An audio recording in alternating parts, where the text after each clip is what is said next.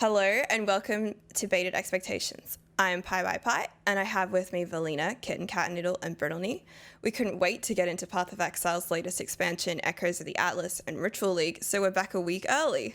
Today's topics include the mechanics of Echoes expansion, the new boss that introduces the Maven, how Ritual League is playing out in this league, and big changes to all of the new ascendancies and how that's affecting our builds, along with the integration of Harvest and Heist leagues to the core game. So if you're enjoying the podcast, please be sure to like and comment and subscribe or follow, depending on which platform you are watching it on or listening to. And make sure you don't miss out on the next one. But first, let's catch up with our co-hosts. So how was your league start and what build are you playing? And let's start with Velyna. League start is going well. I just did my Sirus-touched. I'm gonna have Maven Monday Madness. And I'm playing Vortex Occultist. I'm a low-life Vortex Occultist, and I'm not even in my final form yet, and I'm slapping. So I'm very, very excited. I too am a Vortex, but not low life yet. But that's the kind of thing that you get with like group solo self found environment. Anyway, have you had to reroll? Not at all. I think you're fine on your first character, right? I'm actually thinking about my next. I think I'm gonna make my next character next week sometime. Like I'm almost done geared out the other character, and now the next one is really easy to gear, and so I'd like to play that one too. Nice. We'll get into what that might be in a second. Let's go to Noodle. What have you been playing lately? So I decided to start as Flamewall Fireball again, but doing it as the new Elementalist instead of Trickster, just because, in particular, Convergence for bossing. It's a really good bossing build in general, but with the Trickster kind of nerfs and then the Elementalist huge big boy buffs, it seemed like a pretty good mix. And now with the Shaper of Storms node, I can have my Fireball Shock as well, just for free and just for funsies, which is pretty nice. It's been going well. Unfortunately, I did have some work stuff that was happening right on the weekend after it started. So I'm just now getting into red maps. I've done like a lot of the Maven encounters. Had a pretty decent time. I mean, I'm really loving the league and the expansion so far. I think it's awesome, and especially since we've all talked about how much we love bossing. I mean, it's basically exactly what we hoped for in terms of just, really pushing bossing. Initially, I wanted to do something with Hydrosphere, but I got lazy before the league started and didn't want to actually make a new build. So I was like, it's technically new. It's Elementalist instead of Trickster. So it's like different. Even though it's exactly the same. Like I'm still using Searing Touch and the exact same. So the tree's not like too with different. Conviction for Exposure, which is now boosted with Elementalist. Like it's exactly the same. It's just better, I think. Did you have much difference in the tree?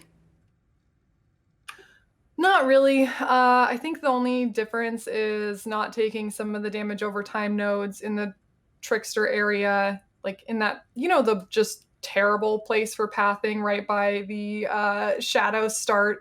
That's like the square. I guess it's 4 kind of circles right next to each other that you have to go around, and just feels bad to path. I took a little bit more closer to Inquisitor, but really I think it's only maybe like 4 nodes different. It's basically exactly the same. Nice. All right, let's go over to BK. How was your league start?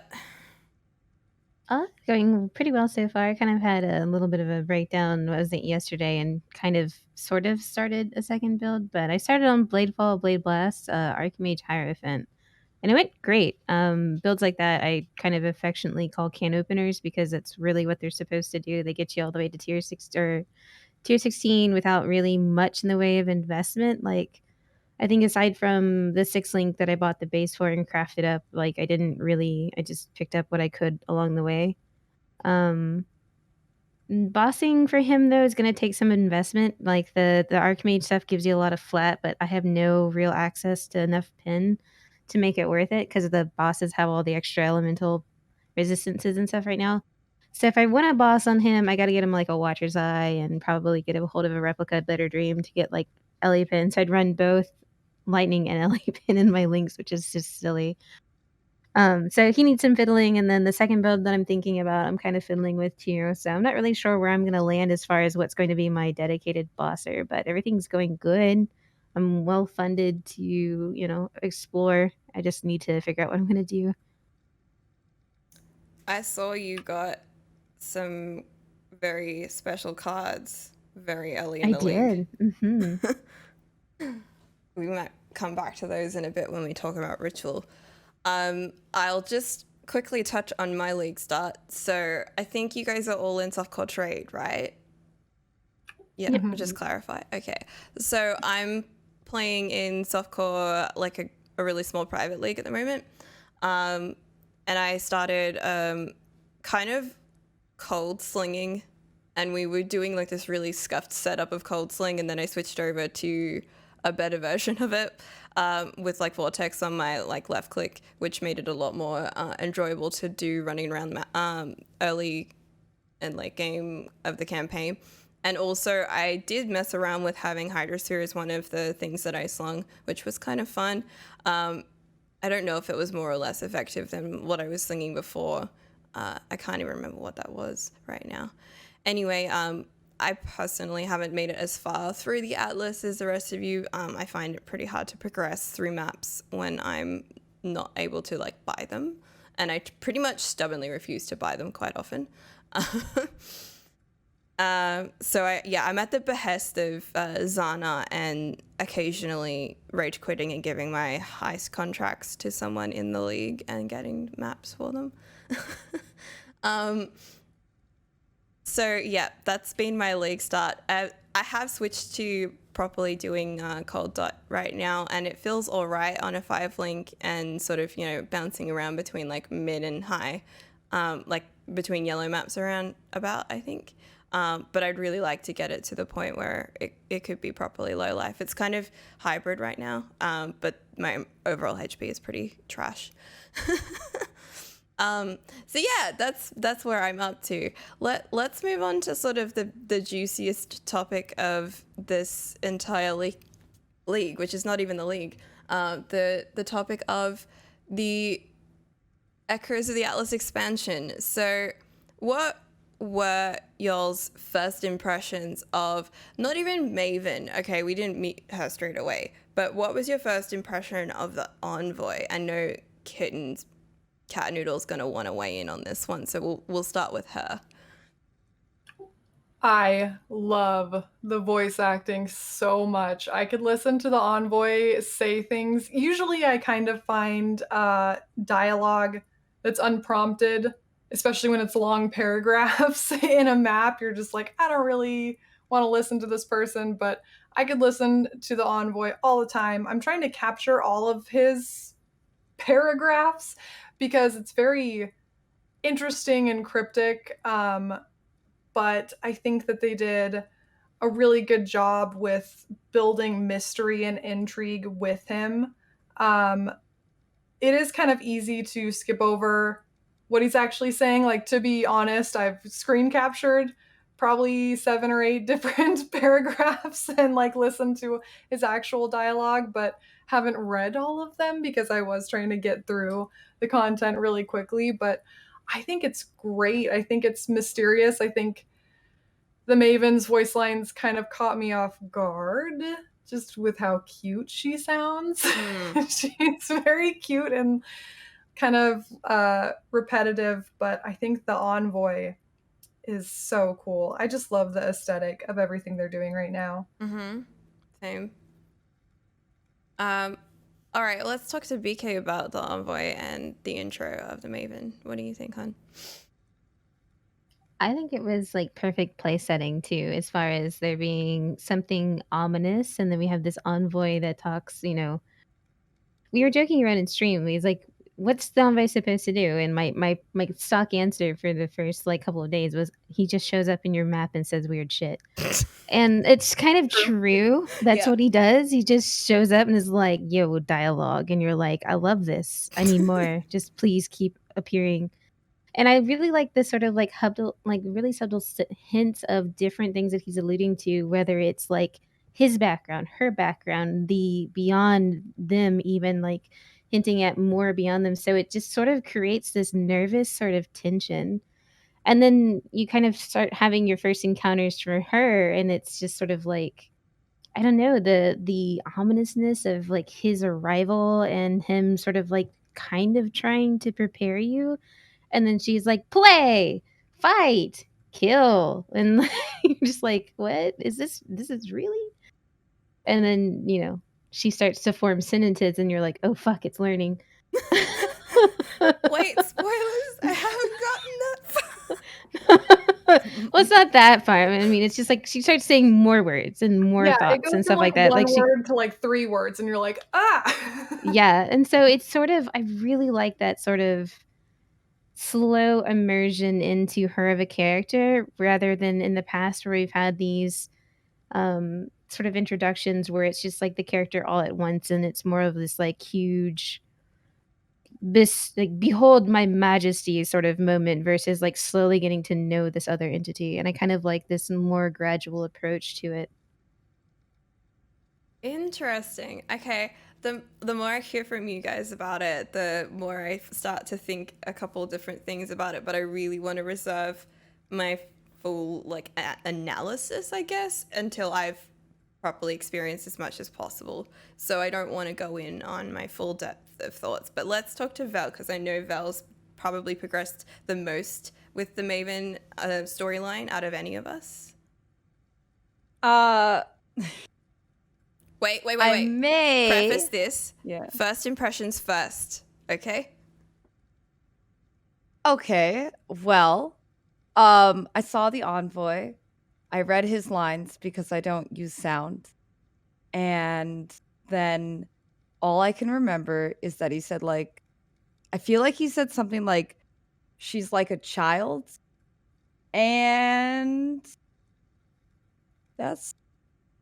I may be the furthest, but I'm the least likely to listen to the story. So That's the one thing I think I like the most about him, is he has this tired dad energy about him. Like, she's had two juice boxes, dude. I don't know. I'm just gonna go watch football. He's just following her around. He's like, well, here she is. Like, she's just interested, man. I don't know. Like, that's what it seems like. But other than like, so because I don't play with sound, if he's saying things and I see him in the map, I'm not reading that either. So whatever he's saying, I don't know. It's not about that. I've moved on. What I want to do is just kill the boss. Like, that's all I want to do, right? I don't actually, you could talk about Maven and yourself. I just want to get to the boss and murder him. So that's, I don't know, lore wise, it all seems very cool. I've heard the voice acting for, honestly, not the Envoy, but Maven, because she talks a lot, right? She talks a lot. So I've heard her voice acting, and some people I've heard say they find it annoying. I think it's okay, but again, I don't play with sound, so I don't know how often she talks. I don't know if it's going to turn into like Cassia's singing, where you're just like, can you not? Or if you're just going to be, if I hear one more song, if I hear play one more time. New roots. Exactly. So let me just say, fights. They're intense. They're juicy. I'm scared. I'm ready. So good. Okay. So good. I feel like she only gets repetitive if you aren't killing them quickly enough, because she has enough voice lines. But if she keeps doing things that make the bosses regen life, you're like, okay, I get it. Vitality, struggle, gotcha. Like, yeah, that's been the main complaint that I've seen, is just like lots of life gain, especially if you've gotten someone down to their last phase and then they're on full health again. There's a lot of regen stuff, which can be frustrating, but I don't think it's too bad. But yeah, it's funny, BK, your comment that he sounds like a tired dad. I actually have the voice lines that I saved open here, and a lot of it is, he's like, I envy you at times, like talking about having to watch over her and like where we're from, and it's very dad energy. It is. Nice. Okay. All right then. I will say that Envoy's voice acting is like really nice to listen to. I like how they affected his voice as much as the person that they chose to do the voice lines. So I think the whole thing definitely has that mysterious vibe. Maven, I think whoever it was who said Maven surprised them, I agree with you. I think we were expecting this articulate kind of a boss like all the previous ones have been. Forgive me, how was Elder introduced before it went to the current state? Because I don't think I got to spend that much time with him. Wasn't it Shaper's memory fragments hinted at it? Mm-hmm. And then when it arrived, it was more lore stuff in the form of the fragments as you collected the different shaped stuff. I forgot entirely. Yeah, because in the fragments they talked about how he would like sweep into villages and take the children and all that other kind of stuff. I did And not remember the last memory fragment used to get in the Shaper encounter, and it talked about the Elder like basically taking Shaper over, which is why in the beginning of the Uber Elder fight, Shaper's all like, "Oh hi Xana," blah, blah, blah, blah, blah, and gets like pulled into the portal. That's the portal sucking sound, and then you have to fight them both, right? Yeah. So. Yeah, I mean, the Elder never says anything. The Elder has no voice lines. Obviously, I think when you're first seeing him in the game, it's just like, yeah, doing the sucking into a portal, like sucking the soul out of enemies and then disappearing, and then you go fight like a guardian or whatever. But yeah, lore-wise or in terms of any information about who this eldritch like bat is, yeah, it's all through the Shaper's book of memories and fragments. Okay. Wait. So Wait. I guess you would say that it's not really. Then I guess my previous statement about articulate bosses is void because. Well, the Shaper's very articulate. Yeah, he writes a litany. Okay. Well, I'm more for me on my previous statement. I think Isn't putrefy, rot, spoil, fester? Isn't that Elder, or is that Shaper that says It's that? Shaper when he's being like manipulated by the Elder. Exactly. You walk in. Yeah. I thought it was him. I guess he just screeches at you then. He's kind of like in the era of big bads. He's more like alien big bad. He just like shows up, fucks stuff up, and then screeches and leaves. You know,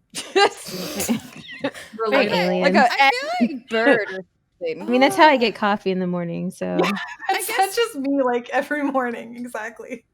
I'm trying to link the idea of the Eldritch horrors as being more than like coming from a different place.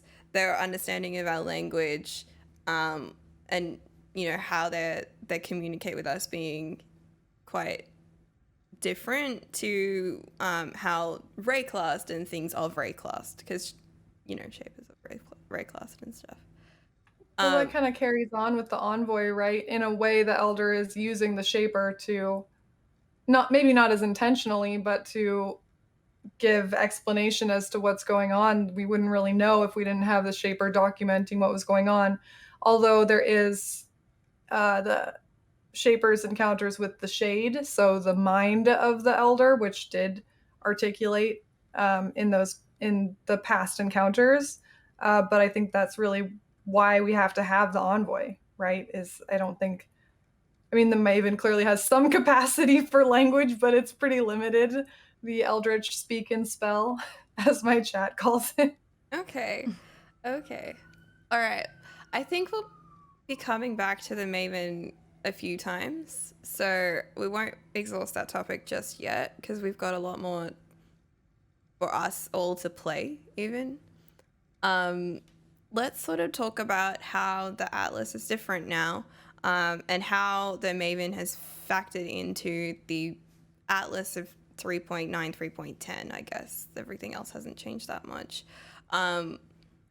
the biggest changes being that I guess we have access to these passive trees now. Do you guys have any particular favorites, favorite regions, favorite passives, anything that you recommend absolutely got to take, or vice versa, anything you recommend completely steering clear of, or was a huge debate? Maybe we'll go to Vel. Yeah, I would say that out of all the things, Valdo's is my favorite because it has the extra Harbies. And although I will say this, if your PC is potato, maybe don't do that because I am going down to, I'm not kidding. No, like literally there are so many Harbies that I'm going down to like 15 FIPS and I'm on a 2 PC setup. Like that's just alone. That's alone with no other anything running. Like there are just literally that many Harbies and totems and blue that it's actually, you got to be really careful because, and they often like to spawn in these narrow, small little bullshit corridors of doom. Okay, these little bullshit corridors of doom. But it is so, first of all, you get a shitload of XP, like tons of XP. It is so satisfying. Now, I felt that in Mayhem, it the addition, all those Harbies was a lot. I felt like it was taking me a lot of time, etc. But because all of these guys are grouped up, it just feels like the most intense little mini fight of your life. Like it's so, especially as Vortex, because I have to dash in there, drop Vortex, get out, and then hope to God that it slowly degens them all down. Pray that nobody has allies cannot die, or I'm screwed, right? Like, or I'm just screwed. And yeah, so Valdo's Rest, I'm addicted to it. I love it. I think Greenwich is the trashest because I looked at the stuff there and it's just not as appealing. Like all the stuff isn't as appealing. And the overall, I'll leave it pretty open. I don't know how much you guys have seen, but the Uncharted Realms or whatever, what you get from that,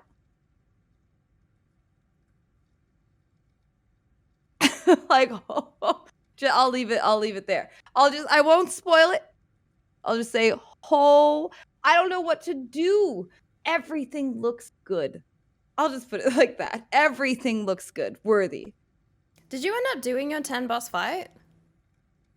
No, I have 10 bosses open. And the other ones are just like a map or two away.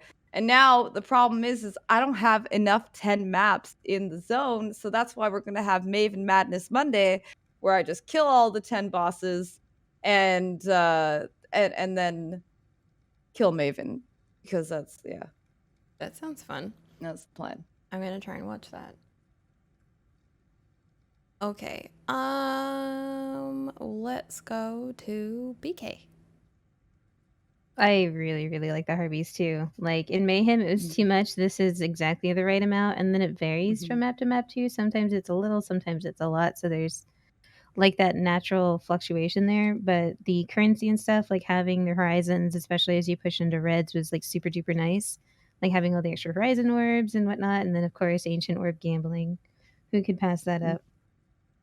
But for the most part, I kind of focus more on like an SSF approach to filling out the different areas. I didn't immediately go for like the obvious juice nodes, like the Beyond stuff. Like I was more trying to focus on getting stuff stocked up for our community days. So I chose a lot of like Syndicate upgrading stuff and then a lot of Legion, like really, really focusing on Legion, since a lot of what we do in the first couple of weeks is just unlocking map devices for folks. So like I chose more based on my plans for the first few weeks than sort of like a long-term thing, and that's probably going to bite me in the ass later when I want to farm, but for now it's looking really good. I really like the Great Migration when it happens. It's kind of crazy.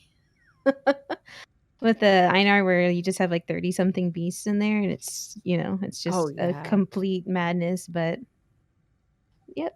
All of them are pretty good. I actually did get some like actual raw emblem drops from the one where a couple of splinters can turn into emblems, so that's always helpful for stuff like that. But I think it's great. I like the implementation of it. I know there was a lot of concern in our earlier podcast as far as how like sort of intrusive it would be to the normal Atlas Pros. Like, is this going to be something that I have to do and then I have to go do this other thing? And I thought honestly, just progressing the zones naturally, having these little boss fights thrown in here and there was excellent. I mean, it broke up the monotony of normal clearing anyways, because occasionally you'd have Maven kind of juicing it up. I mean, I lost my shit entirely when I was like, I think it was in Belfry, and then she doubled it, and this little teeny tiny Kitava came up out of the floor, and I couldn't contain myself. He had a little teeny tiny Kitava X blast. He had a little tiny Kitava like arm swipe, and then it was like, don't talk to me and my son ever again. Like, it was the best thing I've ever seen so far, Is there a and clip? probably Please my tell me favorite there's a moment. clip.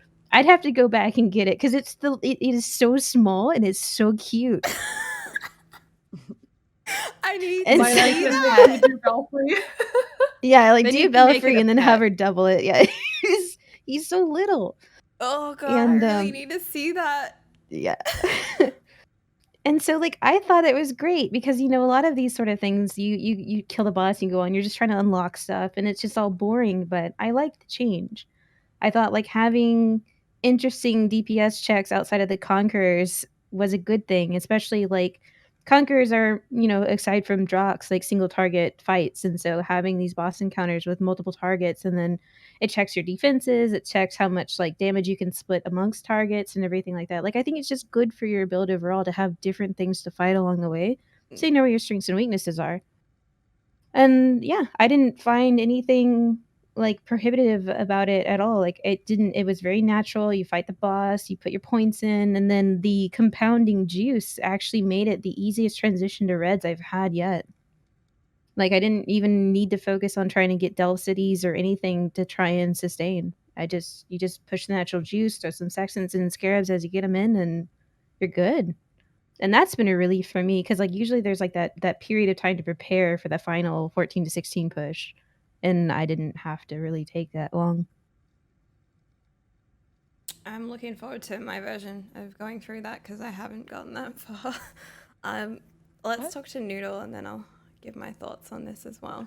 So I actually didn't have like a ton of luck getting map diversity. Like I felt like I was getting maps all from the left side of the atlas for a while, and I was just like having to use all my orbs of horizon to try to get some better options. And that's really just, I think it's a byproduct of not being able to play as much as I would have liked to and unlucky Xana options.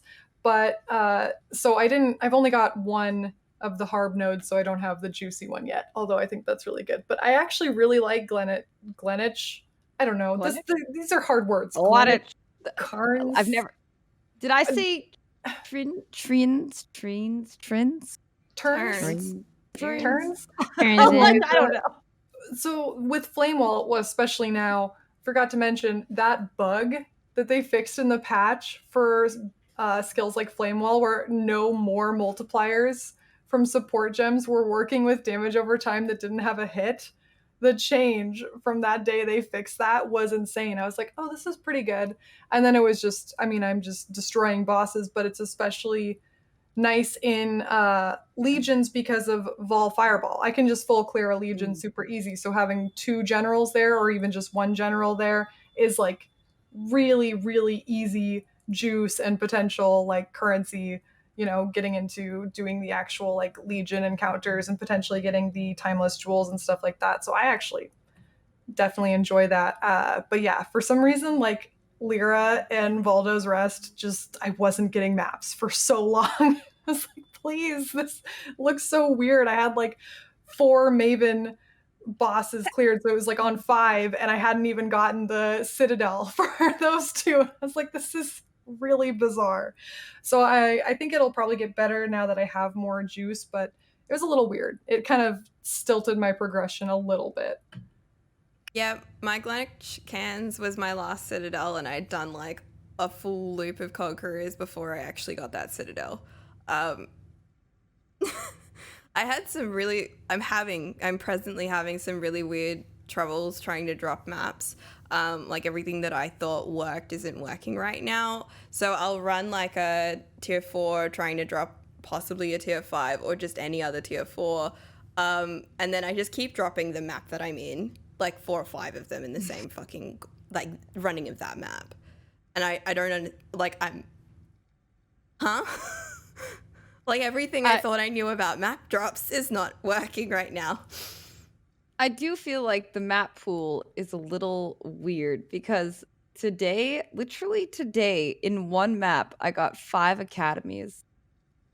Yeah, I just feel like I kept getting And the I'm same like- map over and over in the map that I was in. Yeah, I okay, wasn't that's 3 The people. same map you're getting of the one that you're in. Yeah. Is that okay? Yeah. I don't know. There's a couple weird things. There's definitely, I don't know, maybe we've just been incredibly unlucky, but yeah, I literally got 5 academy maps in one map. It wasn't an academy that I was in, but still it was like, okay. Okay, I just academy. Again. If you Yeah, say so. If you insist, game, sure. I really don't want it though, because Academy has such a terrible layout. Can I just Horizon? Horizon. These are for Horizon I have orbs, burned really. through all my Horizon orbs because I forgot very briefly that it's only naturals that it will switch to. And I think I did it on like the wrong tier, so I was only getting Oh. yeah, but I only had like 6. Oh. Yeah. Like, And I then don't you have use a the great Horizon, quantity. I should and be. it stays at the same map, and you're like, was that just a waste? It literally Was that- switched between 2 maps. It was this map or that map over and over and over again, and I was like. Anyway, so my very premature frustration with the integration was that when I got Maven on inner regions, and I wanted to be running outer regions and doing Maven at the same time. But it just wouldn't happen in the same place that I was spawning Conquerors, and I couldn't figure out why. So I had to do like the Watchstone progression separate to the Maven stuff, and having such a limited map pool made it really difficult to interact with one or both of the same things, and one would like prevent me being able to work on the other one because I was trying to like force my map drops by only socketing like 1 or 2 regions at a time. And it just got really frustrating because I was like, man, I should have just prioritized doing the Maven, and maybe I would have gotten more maps like as a result of doing that. But, you know, I finally managed to do an encounter with her last night. So I did get to go to the place and spec into some delirium stuff in Tian's End. So now I have a mirror, 10% chance of getting a mirror, or more chance or whatever. And then the very next map that I ran, I got a mirror and it was fun. I remember people saying, oh, mirrors aren't as good as like being able to delirium orb the map itself. And then I was like, but I'm playing solo self and I don't have that many delirium orbs anyway. I'm just like, you know what, mirror's fine. I'm getting to the end of most of these layouts anyways. Actually, it was really interesting trying to fight a boss at the end of a mirror with Maven trying to like soup up that boss as well. And the only reason I probably like survived is because it was a pretty low level map. And I'm already like level 85, 86 or something. Still, my progression has really been that bad. Like I have so many levels and very little Atlas progress. But I'm optimistic. I'm hoping that we can turn it around. I get to this point where I'm like, I'm gonna break. Like Zana's not giving me anything. Nothing's dropping. Do I just need to take a break? And then I get a windfall and I got like 3 maps and I'm ready to go and I can do everything that I need to do. Also, I found out recently that Zana's shop is tied to bonus completion. So if I've been trying to force only certain maps in a region to drop, the like overall completion of my Atlas is lower. So Zana's only giving me up to tier 5 at the moment, at tier 6 if I'm real lucky. So she's really screwing me around a little bit. And Today was the first day. Today was the first day she gave me a red because I've been ignoring my bonus.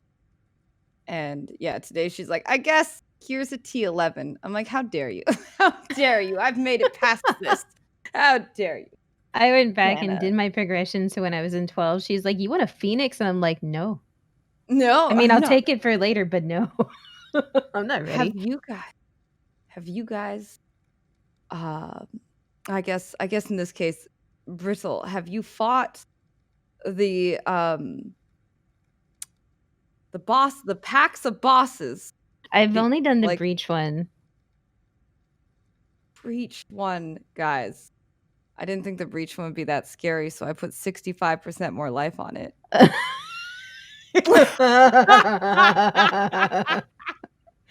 did I think it wouldn't be bad? What was I thinking? Because you were thinking of them as like their baseline and not at their eye level. And at their eye level, they're basically like pure bosses. So you just gave them pure bosses. Sorry, 65% more life. I gave them not only regular monster life, but boss life and damage. I'm like, okay.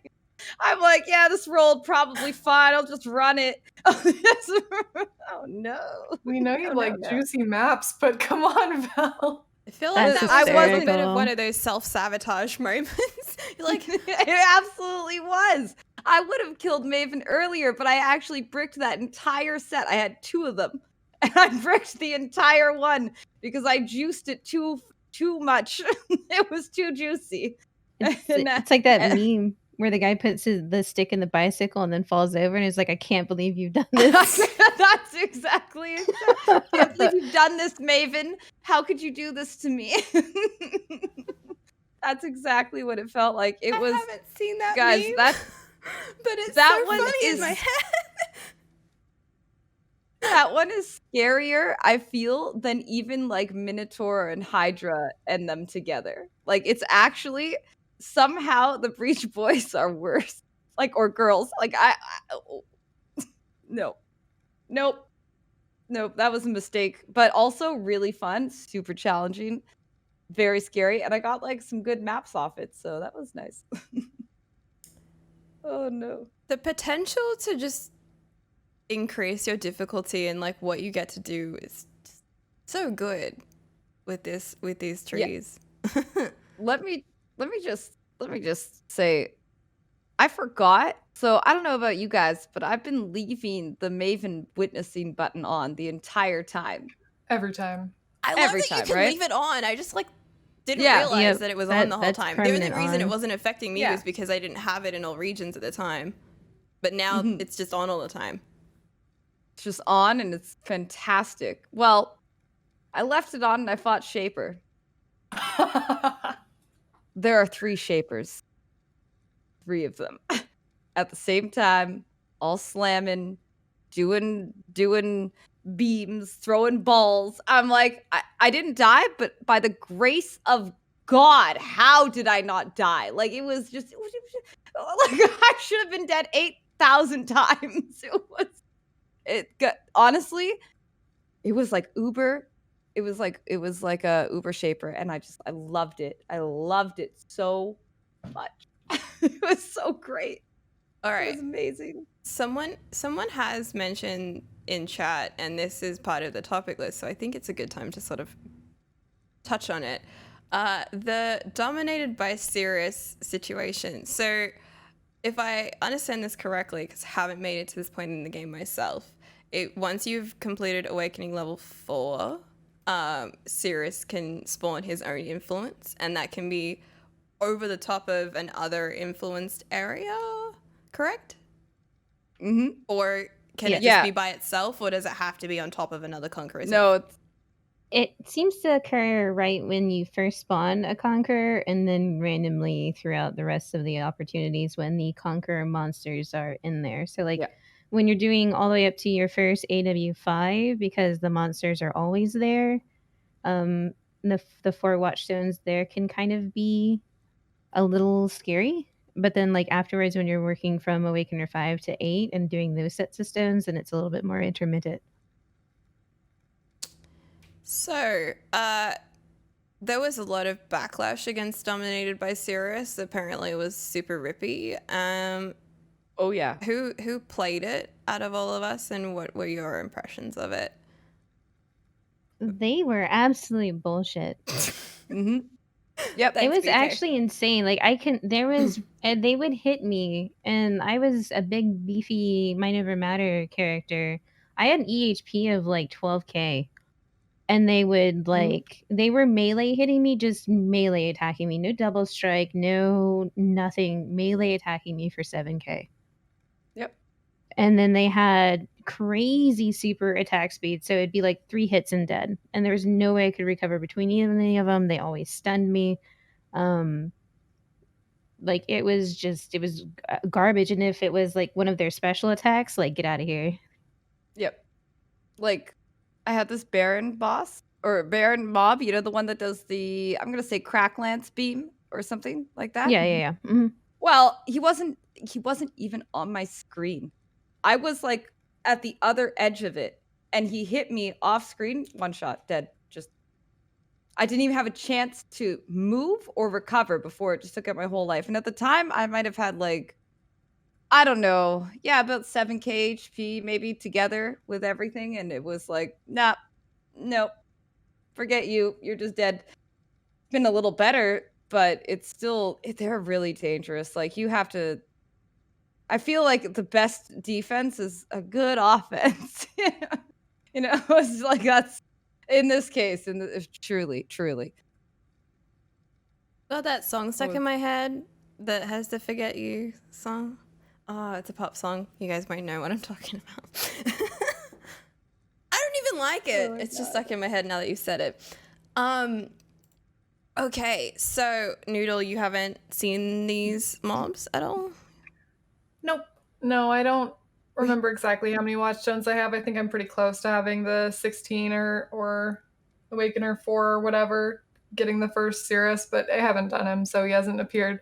Sounds like that's just A-okay. Yeah, same. I'm just like, I feel like No this regrets. is kind of a recurring situation though, because when 3.9 happened and we met Sirus and the other Conquerors for the first time, the fight was nerfed before I actually got to do it.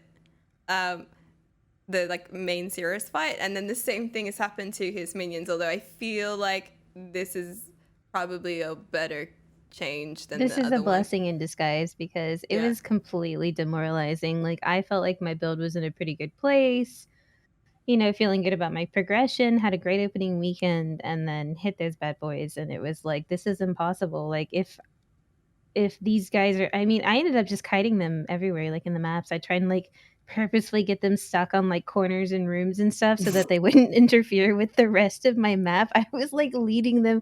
Like there was this one I had it in a haunted mansion, and I like herded all of them to like the bottom right corner of the map, and then went and cleared the rest of it, because they pop up randomly, so you have to like spawn all, because it's like an influence pack, you know how they like emerge out of the ground.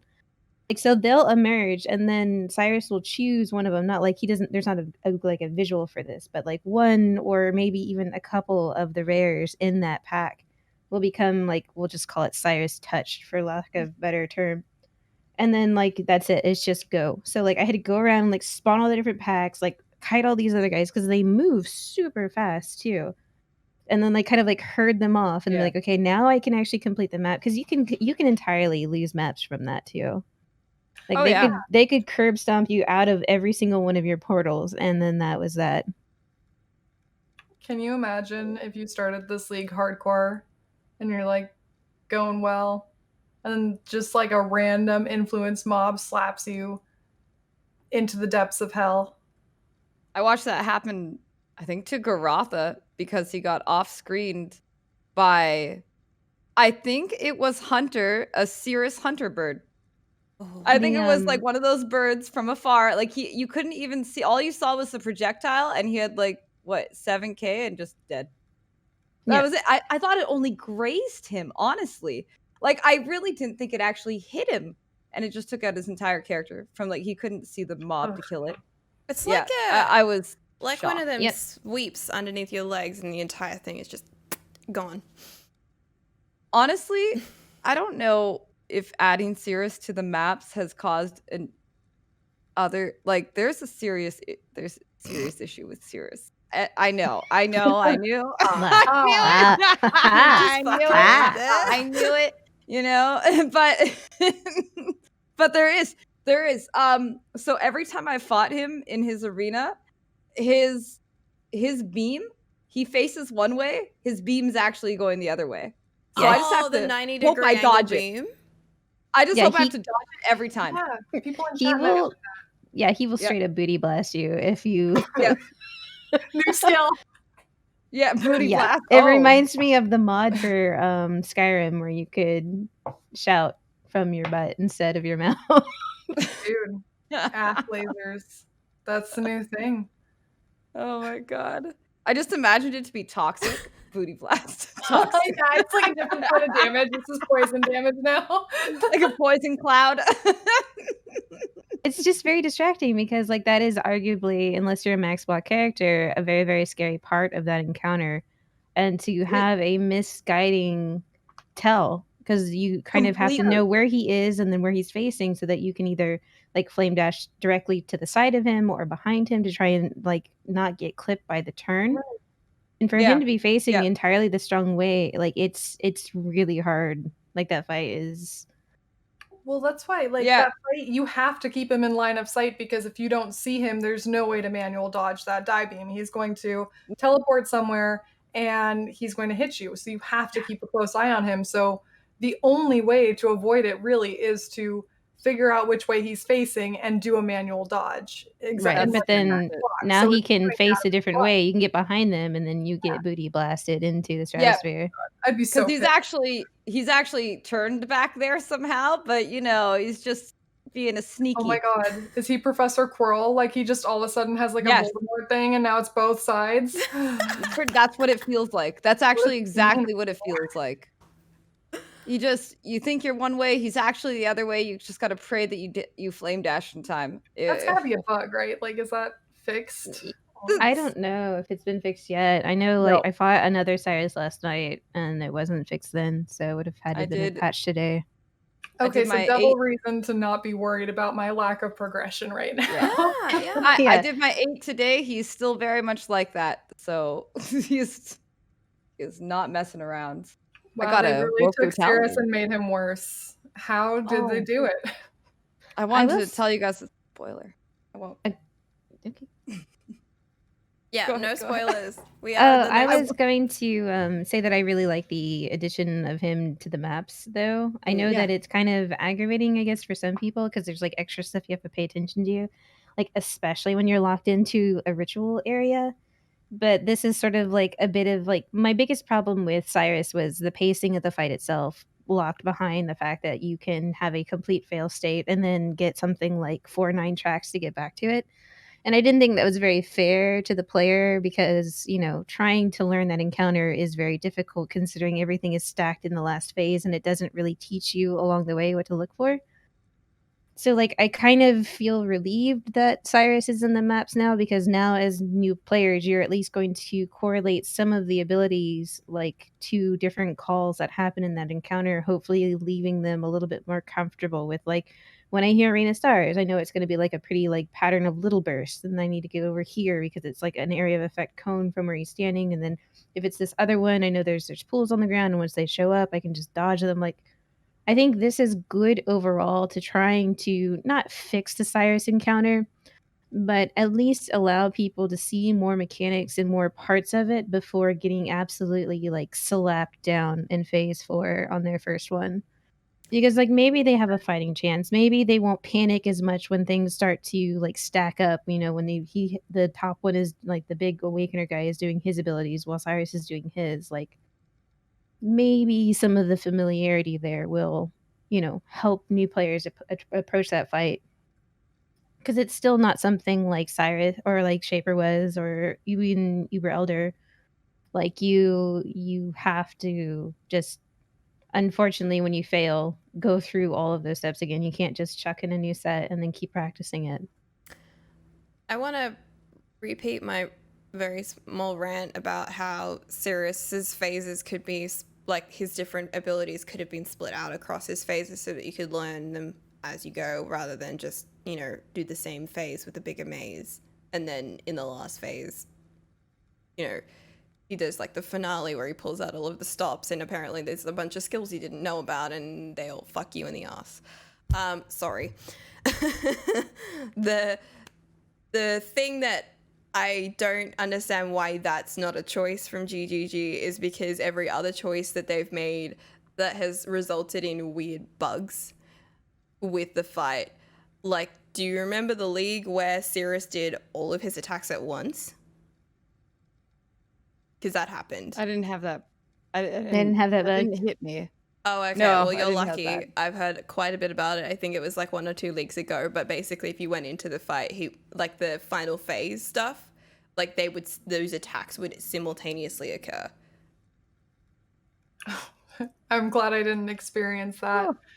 I mean, with the die beam basically being 50% or more, it felt like chance to happen if you died and came back in as soon as he could see you, you couldn't see him, you'd get die beamed. Yeah. That was just like so punishing Yeah. that I was, you know, I Yep. don't want to do this. I think that fight, if you die and you go back through the portal, like I mean, if you just die in that fight, it's over. It doesn't matter whether you're playing softcore or hardcore, basically. It's way harder if you die at all. Because I if you mean, come back in, Coming they back just into dive the in you arena. off. It was like that with Uber Elder too, depending on your skill. Like I played a lot of SRS back in that era, and like if you died as SRS, like you would go back into an active arena with no time to pre-summon because it was all about like getting your skulls up and then being able to do DPS. But when you're trying to dodge all of the craziness in the Uber Elder fight and summon SRS, like it was really really uncomfortable to kind of get like your DPS back up to acceptable levels to like progress the fight. So like going back into arena with like a lot of like I guess attrition is sort of, I don't know. It sucks, especially when you get like bazooka beamed like from off screen trying to just get back into the arena, which stinks.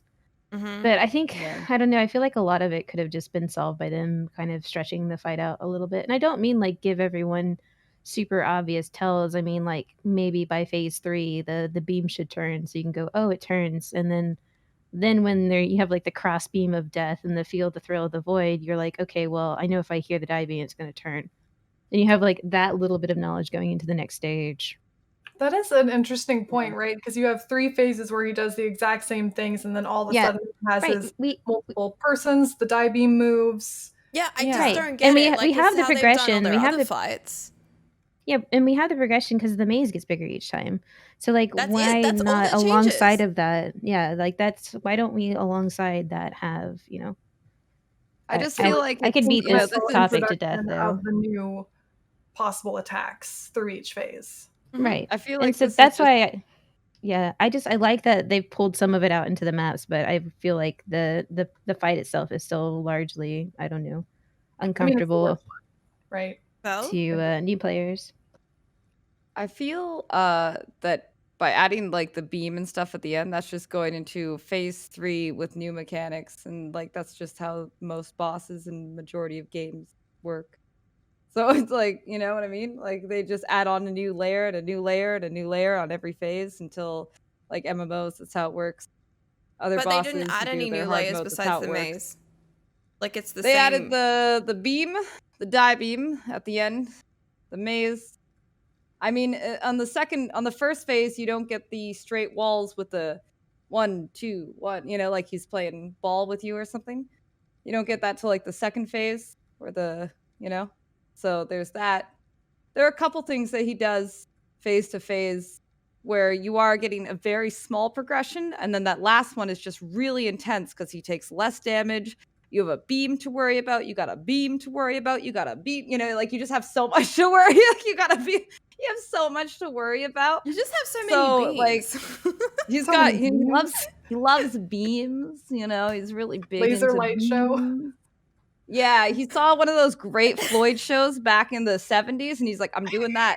I'm doing it. You know, like that's what it is. He's just been in maps since the 70s trying to show off his great laser show. But yeah, it's like it's slowly just it does progress. It just seems like it's all the same. There's just very little, like one of them is the wall. Like the next phase you get the wall, and then the next phase you get like the small, and then the second, and so on, and so yeah. So you Yeah, like take 3 steps up the stairs and then fall off a cliff. Yeah, yeah, yeah, exactly. Well, and I feel like a lot of bosses overall just do that. I think Elder, like even Shaper's last phase, you get like Mirror Shaper that comes out, which you've never seen before. He does the same moves, but now you have to watch out for 2 of them. And like Uber Elder, he's just the same. He's just the same. He's fun. He's just the same. Same with that Ziri, but you're just. I don't think we're necessarily arguing that this is not like good boss pacing in general, just that it is a little bit heavily weighted towards the end. Well, 'Cause at definitely least, with like, the with less damage and stuff. with like Shaper, it was a clone, but you'd seen everything the clone can do. This is like getting a clone that has completely new abilities and trashes you. Is Yeah. just the But I like it. I diving, mean, that's like the they one should thing. have that intensity. Like the end of a boss as you defeat it should have that intensity. Absolutely. I feel I like agree Yeah. with we might have closed out this topic, kind of took a tangent to revisit Sirus and the current conquerors. But, there Yeah, are know, a lot of sorry. changes. Anytime I Yeah, get a soapbox, I can't help it. It's We have a okay. lot to say about Sirus. He's been a very bad boy. He's bugged. Beams us. No more booty blasting, Sirius. Don't do it. Yeah, please fix that. All right, let's talk about Ritual League.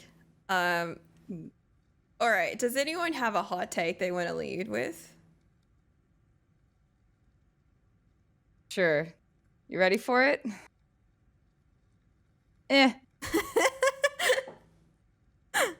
Like, I haven't really found amazing things in Ritual to make it worth my while. I still want to do them all. And I definitely want to get to a point of juicy, like where I get enough Ritual things to really juice it up.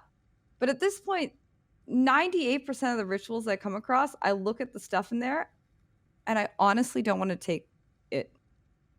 Like, it's just not good. And it's like it's not good. I just like to fight the guys in the things. So, it's like, oh yeah, I'll kill these guys. Yeah, that's it. That's what it is that I just find I found one exalt. I did love it in Act 6 and 7, but it fell off completely in maps. I did because I got a 5 link in Act 6, and that's like the earliest I've ever gotten. Well, almost the earliest I've ever gotten a 5 link. So yeah, but like it just completely fell off rewards wise. No, okay. Not only that did it fall off rewards wise, but why in the hell does it cost me 7+K to get one T13 blight map, and I have to defer that for like 6-7 deferrals? Like, it's not even worth it. It's not even worth. I'm just malding about blight maps because they cost 7K like every time. Yeah, Well, some of the prices are really funky.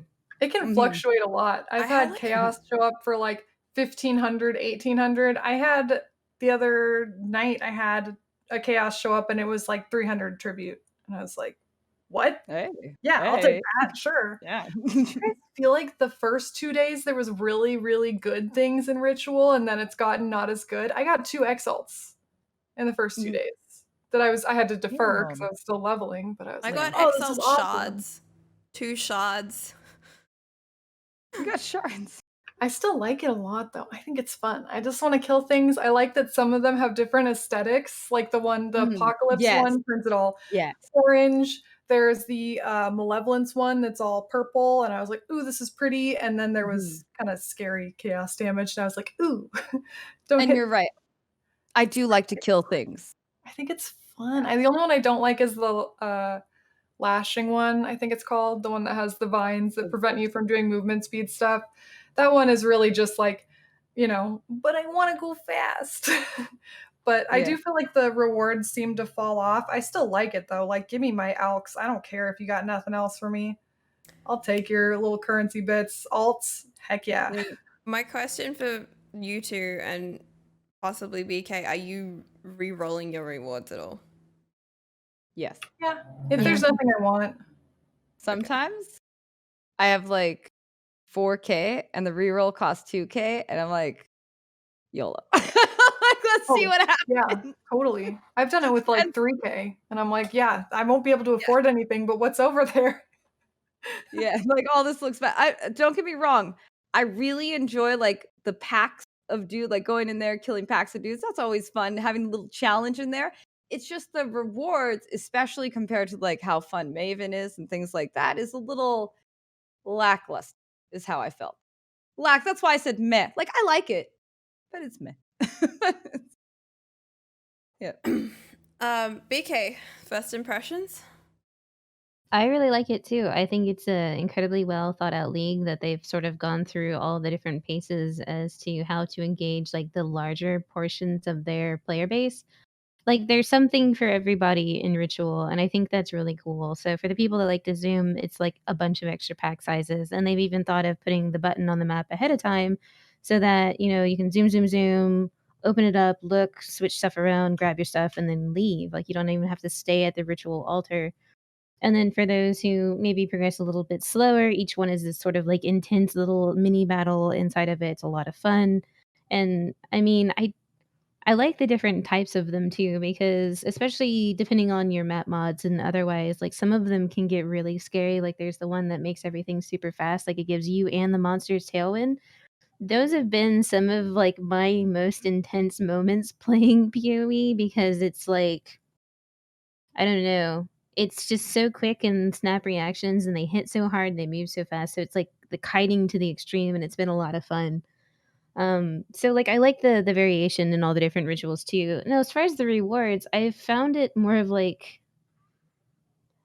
you always get like a little bit of something, even if it is just grabbing the raw currency because you're not necessarily looking for anything else, or you don't think the like the actual like gear type of rewards like the talismans and the jewels and all that other kind of stuff don't really interest you. Like it is still just like raw currency you get to pick up every single time, and rerolling is nice too because then maybe you can put something else on deferral. But I've been deferring a lot, and I feel like there's a lot of stuff that I'm just paying on. Like this is also kind of like Path of Payday Loans because like or Path of Layaway or whatever it is. Like because I own the thing, I'm still paying on it, and like one day it's gonna get shipped to my house, right? Like I'll get the couch eventually. I just got to keep paying $11 a month for it, Yeah. and that's it's like 5 low payments, and path then of my dad's life advice is pretty much what this league is as far as that mechanic is concerned. Oh my I god. just but I don't know. I think it's kind of cool because you know, for the people that move a little bit slower, it's something tangible that they can work towards. And this is sort of like the game design with the current conquerors that I like a lot too. Where this is like we have this cookie crumb trail of progression through the atlas. I think this sort of ritual and like the way the deferral method is set up too works in the same way. They go like a stack of exiles, so that can sometimes be a big deal. That could be like, that's the, you know, that's the next 10 chaos I need to buy this next piece of gear I need. And that can be really exciting and motivate them to continue to play. So I think like for everybody, whether it's the Zoomer that's just going to pick like whatever the most valuable thing is out of it and then just leave the map instantly, to the people that are like really engaged and trying to find upgrades. I think it's well thought through, well executed. It's diverse, fun, lots of monsters, always a good thing. And I mean, I don't really, after something like Heist, where the rewards just completely evaporated a lot of the fun out of the league for me, just because there was like so much currency. I'm kind of fine with it being a little bit like way pared back, including like not even including all of the extra juice we're gonna get from the mapping stuff too. Like that's gonna be more monsters and that's gonna be more quant and more drops and everything like that. So like I'm okay with ritual kind of being lackluster. It's kind of like opening a bunch of stacked decks. Like every once in a while you get the big one and it feels really good. And for the most part, it's just stuff that kind of helps you along the way, whether it's grabbing chisels or sextants or whatever. Yeah. I don't know. I haven't had the best rewards. Like I got to tell you, there's been times where it's like I can pick these whetstones or these whetstones or these two scourings. You know, like I've gotten more delirium orbs this league Yeah. than any other league. There's so many. Mhm. That's I've one thing just that's It's something I've huge. been picking up a lot of. It's just splinters. Like the splinters for the emblems, the splinters for the delirious stuff. Like I've already made a simulacrum. Like this time last league, I probably would have had like 18 splinters, man. I have been taking feel splinters the more often splinters than are not. overpriced. Go ahead. I I just really want better gear, and it was really like when you first start out playing Ritual and you do it as you're leveling, it does have that thing where it seems to be high rolling, like the chance in 10 or whatever, the best roll that you get. And then I feel like that falls off, like they only turned it on for the leveling process, and now it's just trash rewards.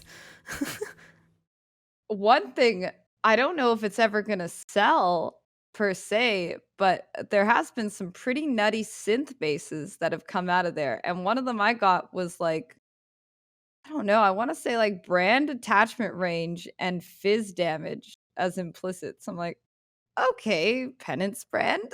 I don't know if anybody's going to buy it, but I was just like, interesting. Huh. I got a So I like how. Go ahead. I was just gonna say I got a synthesized implicit that was I showed this to you. It's an amethyst ring with flat ES, and I was like, this is an excellent the crafting fractured project. Yeah, it's fractured. That's the one. Yeah, it's nice. It's really, it's like what, like T2 flat ES? Man, those are nice. Yeah, and I was like, this is perfect because I'm trying to go low life at some point with this build or CI or something. Yeah. So I mean, there has been some pretty cool things, but I just feel overall I've been running a lot, and for example, today, I maybe found one thing in Ritual that I was kind of excited about, and guess what? It was a blight map I had to defer. I got offered 2 blight maps last night, and I was like, I can't really have. Can I have both? Maybe I can have both. They were both like one of them was like 6K and the other one was 7K, and I had like 4K, and I was like, I can defer both, but they were both the same tier, and I was like, there's no real difference here. They're both blighted maps. Huge differences in the prices for sure. Yeah, it's kind of like Brandis in that way. Oh, pretty all over the place. Like three link or three whatchamacallit views can be like 87 coins or 400. You're like, what the fuck? I think with Perandus it doesn't feel as bad because you can't see them right next to each other, but you see 2 stacks of whetstones for different prices, and you're like, the fuck, man. You are deliberately ripping me off, sir. I got offered an incubator for like 1,500, and I was like, bruh, I know you would offer me the actual scarab for the same price. I'm not buying an incubator from you. It's like what the top item, the one at the very top is the most expensive, and then it just goes down like this into a row of like smaller like prices, and it's wild. It's like being at a flea market, you know, where you see the same item.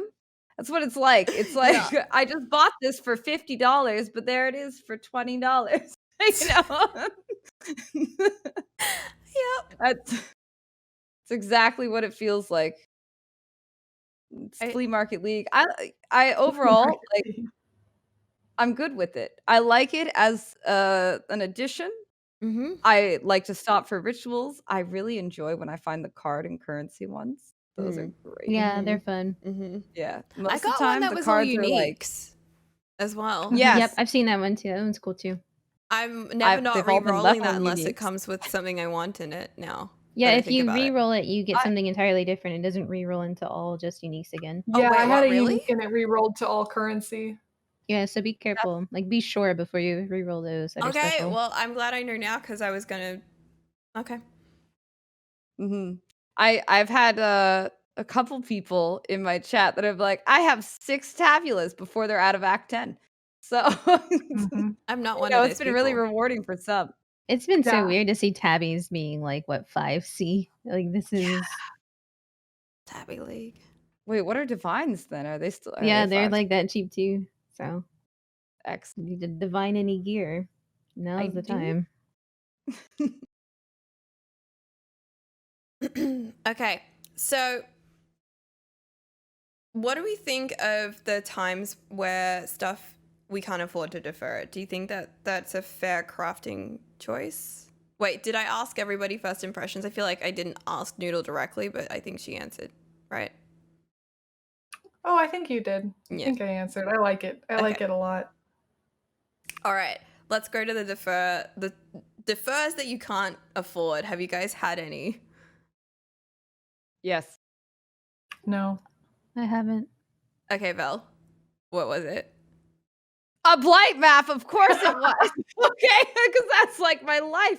I find blight maps and they're all like 7K, and then I'm like, oh, I can't even do this. But I think I was like, it was a blight map that was like 7K, but I only found like 2,200 because I died or something. I couldn't defer it. It was like 24. I'm like, oh well, there it goes, right? So maybe if I didn't, no, I clicked out by mistake on my portal and it ended the thing early. So like, yeah, that was a whoopsie. I didn't mean to put the portal in there. Yeah, I was really upset about that. So I mean, maybe I would have had enough. I probably would have had, I might have had enough. I don't know. It was kind of a sparse map overall. When they're sparse, it makes me sad. Mm. Yeah, some of the locations for the rituals, especially in maps that have walls or tiny hallways, like Lookout can have some really bad ones. You're just like, there's going to be probably 4 monsters in here. Yeah. When you've got Just the sad. ritual that has the beam, and then the like, it's in a hallway and it's on one side of the hallway, and you've just got to like hopscotch over the beam. And at one point, I just did one before we started, and like it was on the top of stairs, and I was like, I know that if I stand below the stairs, I'm still gonna get hit, but it doesn't make sense that I should. I feel like I should be able to duck under it. Like, come on, it's not like a wall of laser. It's a beam. But yeah, no, they didn't take into consideration like vertical. Anything like No, no, not quite. Not quite. Oh, and something just I saw over there. I just want to say those ritual little pieces. that. First of all, 14 of them. What am I going to do? 14 is not enough to justify picking up 14 of them. I feel I'm like, this is nothing, right? But I feel they're maybe I know they add juice and I think like better rewards as well. But it feels like they're too expensive. They just feel too expensive. Like Oh, when the there's blood a vessel stack of 30. splitters? Yeah, the vessel splinters, exactly. Okay. Exactly, like, it's like 30 of them, and then they want me to pay, like, 1,800. I'm like, "That's a lot for 30." I don't wanna pay that, you know? Oh, whenever Yeah. they come up in a really big stack, the price is just like ridiculous. Mhm. Yeah, and And it's I'm like, like, it I'm doesn't not feel good to desperate pick to up a do this. weapon. Like, I don't see why I should. No, that's what you get when you're leftover. You have leftover ritual that's less than 2,000 and you don't have anything else you want and you're like, "Yeah, okay, I guess I'll take those splinters, whatever." Yeah. Give me those twigs, please. They do look like twig. They do, like a bundle of twigs. I do Yeah, they think do. that one of my complaints would be that there's nothing about the league that makes me want to use the blood vessels. Like that it doesn't tell me why I should. Or I think it's like when you get that one that is like 7 or 8K and you're like, ooh, and then you vessel it because it's apparently like super busted, and then you run that with the next one to try and like, I don't know, push it to 10 or something like that. I figure like when you get the one that is offhand like super rewarding, whatever it is, you try and capture it. I don't know if there's been any sort of correlations in what makes what. I think it's dependent on type of ritual and then maybe a little bit by map juice, but I haven't really quite figured out the secret formula there. there was briefly a bug. I don't know if it's been fixed, but basically you could if you were to do the boss ritual before any other ritual or before finishing the other rituals, you would not get additional tribute afterwards.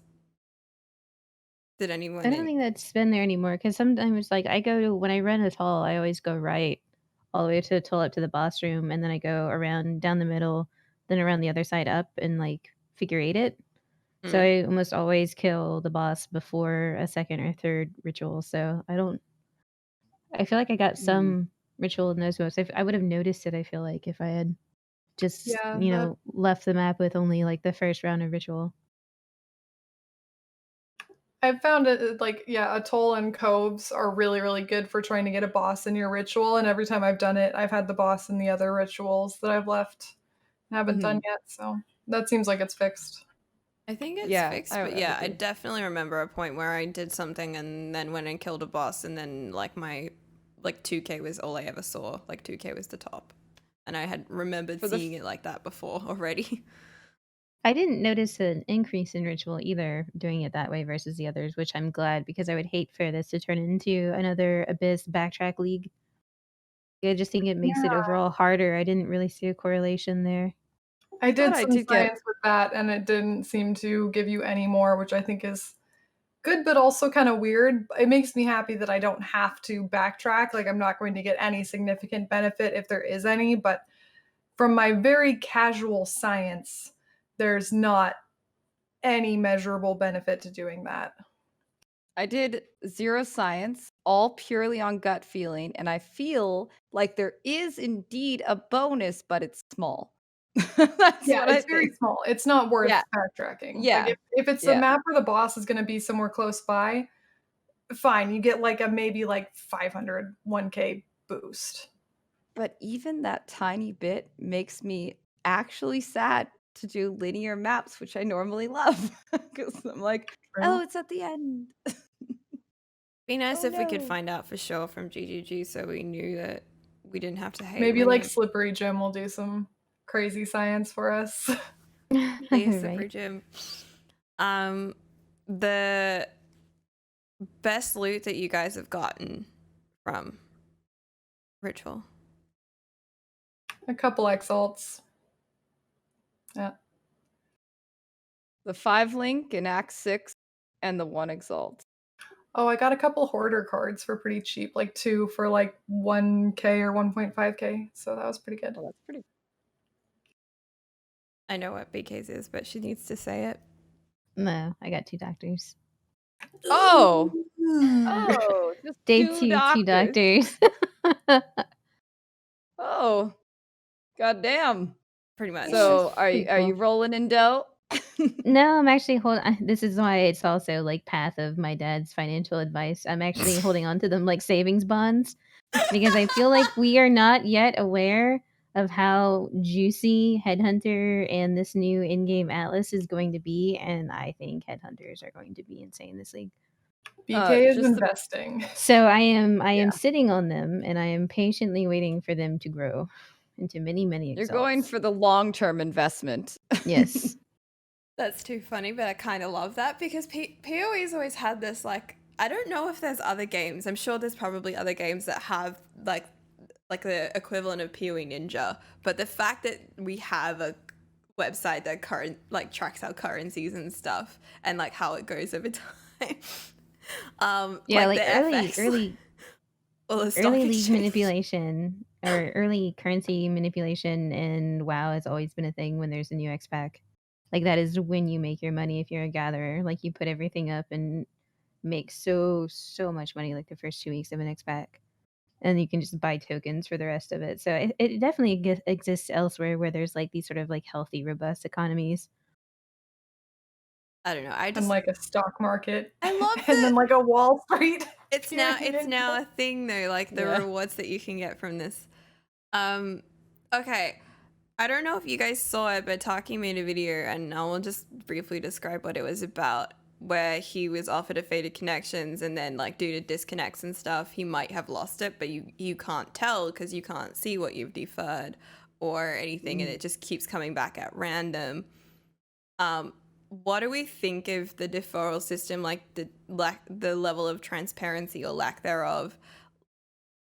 You know, would you rather see more transparency? Like, would you like to be able to see what you're trying to do? I guess kind of in the same way that when you've got an incubator, you can see where it's up to on you, that kind of stuff. Yeah, I think that would be really like just good in general. Even if it wasn't something like, even if it was just a list, like you could toggle something and it would just have a written list of the different items, like not even how much they're worth, when you'll probably see it again, but just to know it's there. Because I was like mentally crapping my pants until I had the doctors in my hand or like in my inventory in my bank. Like I was so nervous I was going to screw that up. And just like being able to like hit a button and be like, okay, see, it says like doctor cards, like, okay, like I can just go back to mapping and relax about it. I haven't lost them because they came back like 2 times in a row and then they were gone for like 9 maps. And I was like, I fucked it up. I lost them. They're gone. And then like they finally came back. I was like, okay, God, Thank you. So I like the They- deferral system, but there needs to be some sort of like counterbalance to it, or some sort of way to know, like, yes, like when you've screwed up and when you haven't. Yeah, some reassurance that yes, you did actually defer that thing. No, it didn't disappear forever. It just isn't here right now. Right. Yeah. It's gotta feel I like their- particularly sorry. It's gotta feel particularly bad if it's due to disconnects, like you run into the map, you don't have a chance to defer, and then your game is shits itself. Mhm. Like that is Yep. GGG stealing shit from you. That was rightfully yours.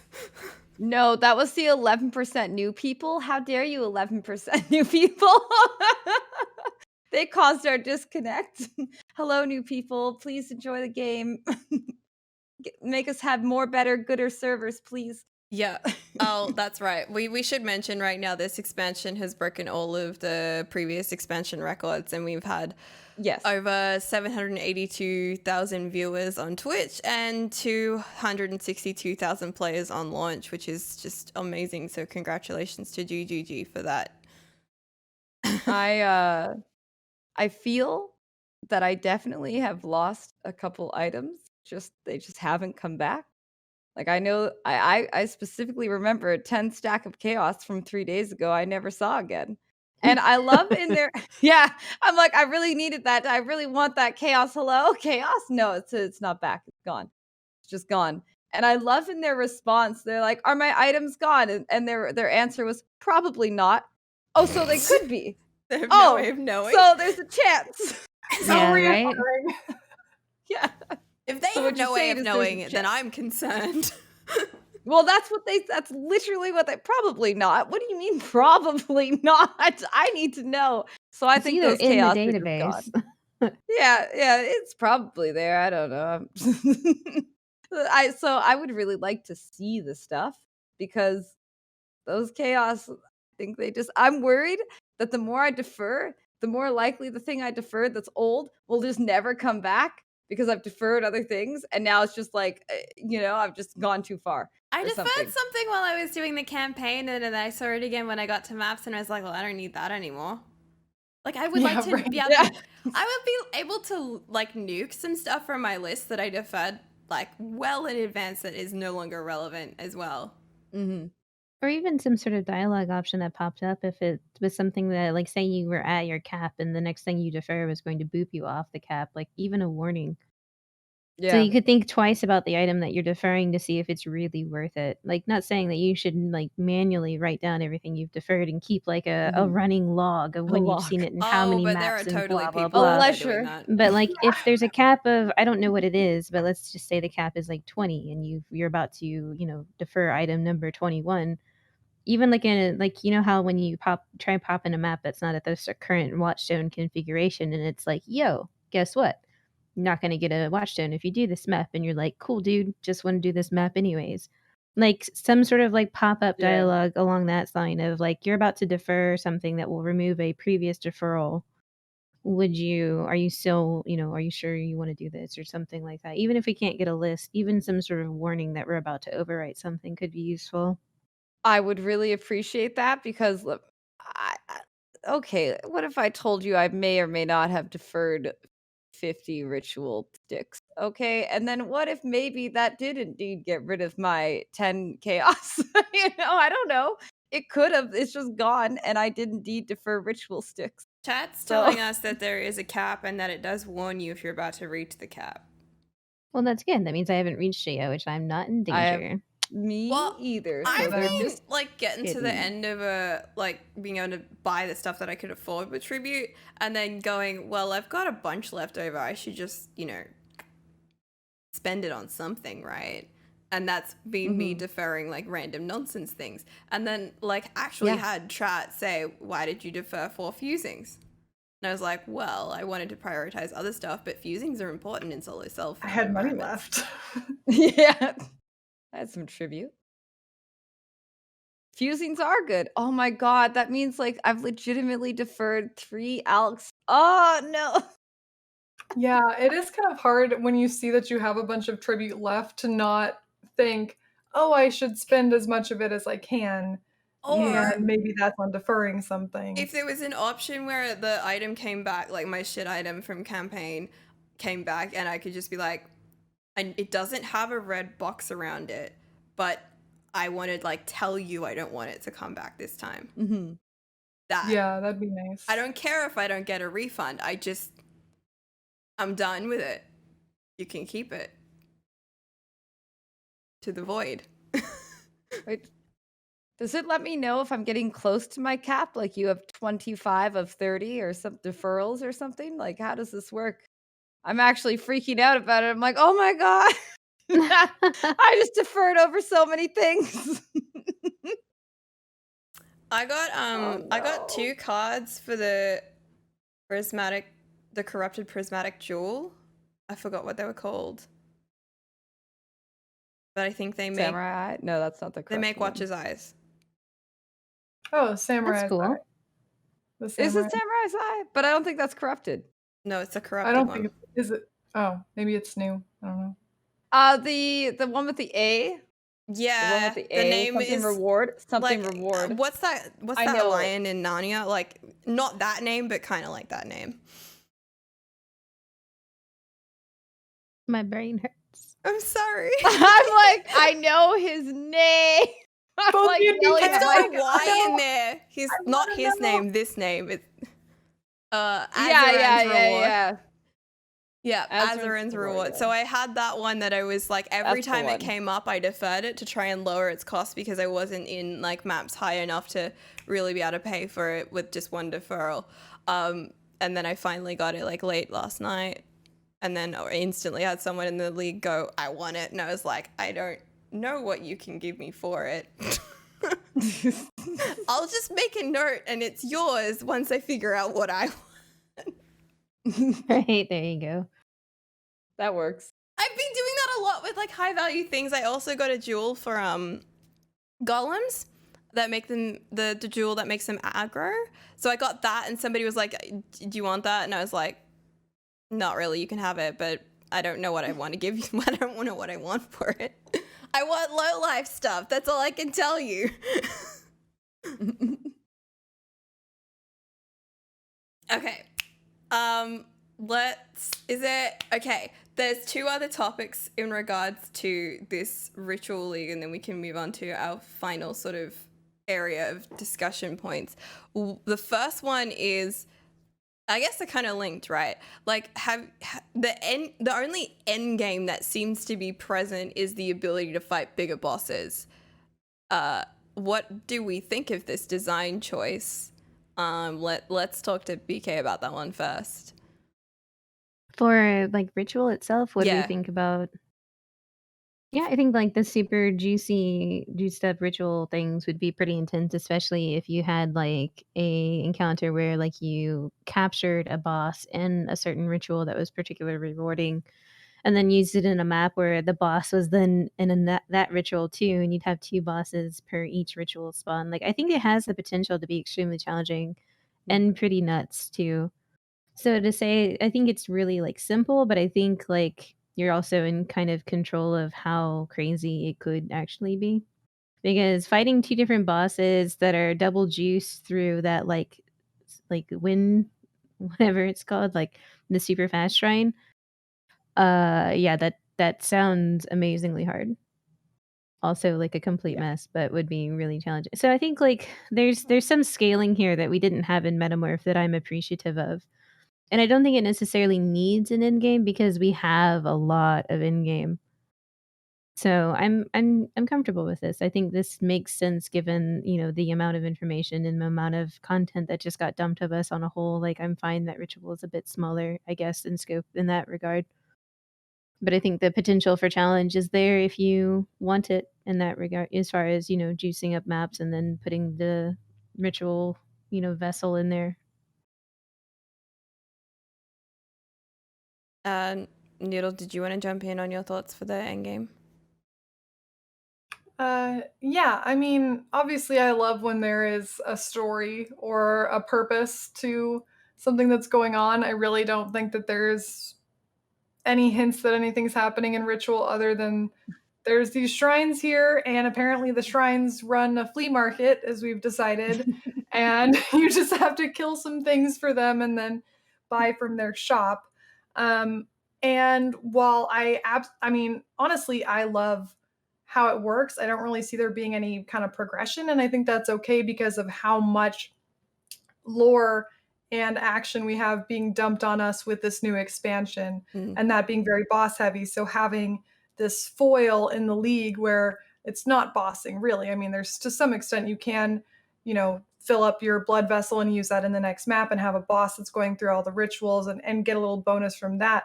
Really, the base of it is all about clearing, killing more mobs, and getting more loot, right? That's kind of the opposite of what we're seeing with the expansion. So I think it's the perfect other side of the coin to match with it, and in every way. It's simplistic, it's clear speed meta, it's everything that the expansion is not. And I definitely will say for a little bit I was like, ooh, maybe filling up the blood vessels, there's like some big thing like the getting the metamorph organs, kind of like BK said, and you're going to fight a bigger ritual, or like maybe we'll find out who's putting all these candles here. Like, I was just kind of looking around like, is there something going on? But it seems pretty bare bones, and I think that while I'm always here for a good story, that's totally okay with me. Let's do it. I think it's funny because GGG like to justify everything they do by theming and lore. So throwing like something like this, it's probably one of the first that doesn't have an NPC attached to it as well, right? In a while. Which is nice, I Yeah. think. I mean, I don't That know. hideout was getting crowded.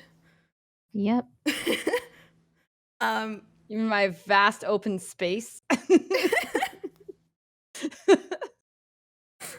But yeah, it's interesting change of focus, I guess. But I wonder if it's something that's going to be like that going forward, because it's relying quite heavily on the, I don't want to call it bloat, but like the sheer volume of stuff that you're getting from Maven and that expansion to sort of carry that. Which is exactly like Metamorph. Metamorph got carried by Conquerors coming out, and it was a fantastic league full of fantastic stuff, except for having to go to Tane's laboratory because that's a separate area, so it kind of sucked. But other than that, it was like really good. Or him just popping up in your face and being like, hey, I see you got a sample. The samples, Exile. The samples. Please back up, sir. I can't move. You're in my way. Oh my god. He's actually the worst when he shows up and you're leveling and he just keeps showing up at every mob. You're like, you're gonna get me killed, sir. Puts his giant beaker down on a bridge and you shall not pass. Yeah, that happened to me before. I'm like, get out of the way, dude. Yeah, so, he totally but reminds me of that guy from Hercules who has the like sundial watches in his coat jacket. He's like, hey there, you want to buy a sundial? Yeah. Oh my god. Yeah, it's great. It's great for this. Like, it's nice, simplistic. You sometimes get really great rewards. You sometimes get sticks. You can take a bundle of those sticks, put bosses in them, do 5 bosses technically if you want, like per ritual, if you want to get crazy with it. But like, I don't know if that's actually going to give you, like, how much juice is that really going to give you? Or is it just going to give you death? Like, I don't know. I don't know. But you could, like, if you want to get crazy, you could capture 4 bosses and then put them all in your, unlocked map device. Oh, hello. And then I'm gonna do that eventually. Yeah. Yeah, right? And then just see what happens. I just have to pick up enough sticks first. So hard. So hard. Pick up sticks. I mean, okay.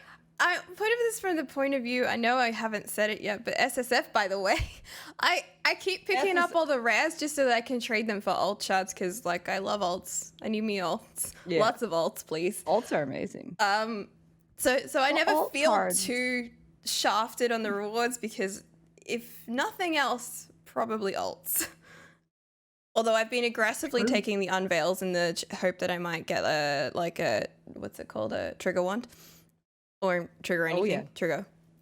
Trigger, please. Get some triggers for EE. Mm. You could just manually cast and hate your life. I am manually casting and hating my life. The only thing is, are you doing anything on your left click at all? No. Okay, see, my vortex is on my left click, so I'm only manually triggering. Like, I actually have spare buttons right now. Wait. So every time, instead of moving, you drop your vortex? How are you sustaining your mana? Vortex costs me 69 mana. Like, I don't have enough. I have like a This chunk There's of a mana. cooldown built into it. You just keep running.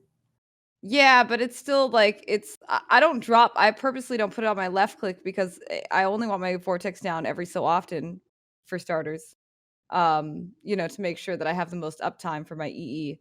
And second, yeah, just a mana constraint there with vortex and cold snap together. It's like I would be using it too much. Yeah, but I don't have like a full Yeah, I think the aura slinging setup is situation. more forgiving for that. It is. It's better in Sling. I just haven't changed it since I switched out of Sling because I still don't have all of the auras and stuff set up for low life, basically. So I just have like the liberty of that instead. Okay. So we've talked about Ritual League. Let's talk about some other leagues that have gone core, namely Harvest and Heist. And also, if we want to throw in there how all of the large number of leagues that are currently core are fitting into our everyday play, because that's part of it too. So let's start with Harvest. How are you guys liking how Harvest has gone core? And an addendum to that, what do you think of the trading situation where people are having to use like one of the two discords to try and trade the type of crafts and stuff? So I know all three of you are in soft cold trade. Are you doing either of these things? Does anybody want to start first? Maybe Vel? I have not traded any crafts. I'm very lone wolf like that. And I am sad that it is only 10 because the amount of crafts I've had to get rid of has hurt me in my soul. It has hurt my soul. I have felt physical anguish from having to delete quality crafts. Like right now, I have a synth one, but I don't actually have any bases to really synth for myself. And I'm going to throw it on something random. I have no choice. I have to get rid of it. So listen, I'm going to just proclaim myself the queen of indecision and procrastination. This does not work for me. This does not. All right. Too indecisive. Procrastinate way too much. First time I found the harvest, I spent 20 minutes in there going, which one do I pick? Yeah. I'm the Yeah. opposite. I go in and I kill the stuff and I like look at them and I go, I don't like any, I don't know, see ya. And I leave all of them and I don't feel bad. Unless there's an annul or the one that adds like the augment one, then I feel bad. But so far I haven't seen either. I've only had 2 harvest encounters so far. Noodle, you look like you wanted to say something. No, I was going to say I am running tier 10 and 11 right now, and I've only had 1. And it didn't happen until like Wednesday, I think, in like a tier 10. And I was like, ooh, cool. But I basically have just had no experience with it. I got like faster lenses, which was nice. I was able to get some for that for like leveling in power or enlighten or something. But yeah, I've been looking forward to it, and I have basically no input because I got 1 and was like, for one, I completely forgot how to use the like stash thing and was sitting there and was like, wait, how do I get the things that I want to craft on? Like I've forgotten so many of the tiny bits of how to use harvest, which is kind of silly. But I'm hoping to run into more. I've spec'd into all the harvest nodes that I've had on my Atlas points. So the fact that I've only run into 1 is annoying. But I don't think I'd be using the trade. I used the off game trading for Harvest League, but it's a pain in the butt. I don't want to do that. I don't care enough. BK? Oh, Oh. I was just gonna ask if you've been doing maps just trying to go into Haywark, Hamlet, because I think Yeah. that people have been having big success in that one area. But I, like you, didn't get any harvest until red map. Yeah, I've Like, already done through like the 4 Maven boss encounter, like oof. couple of watchstones from there. Like I've been Dang. doing things. Just very unlucky in the harvest, at least.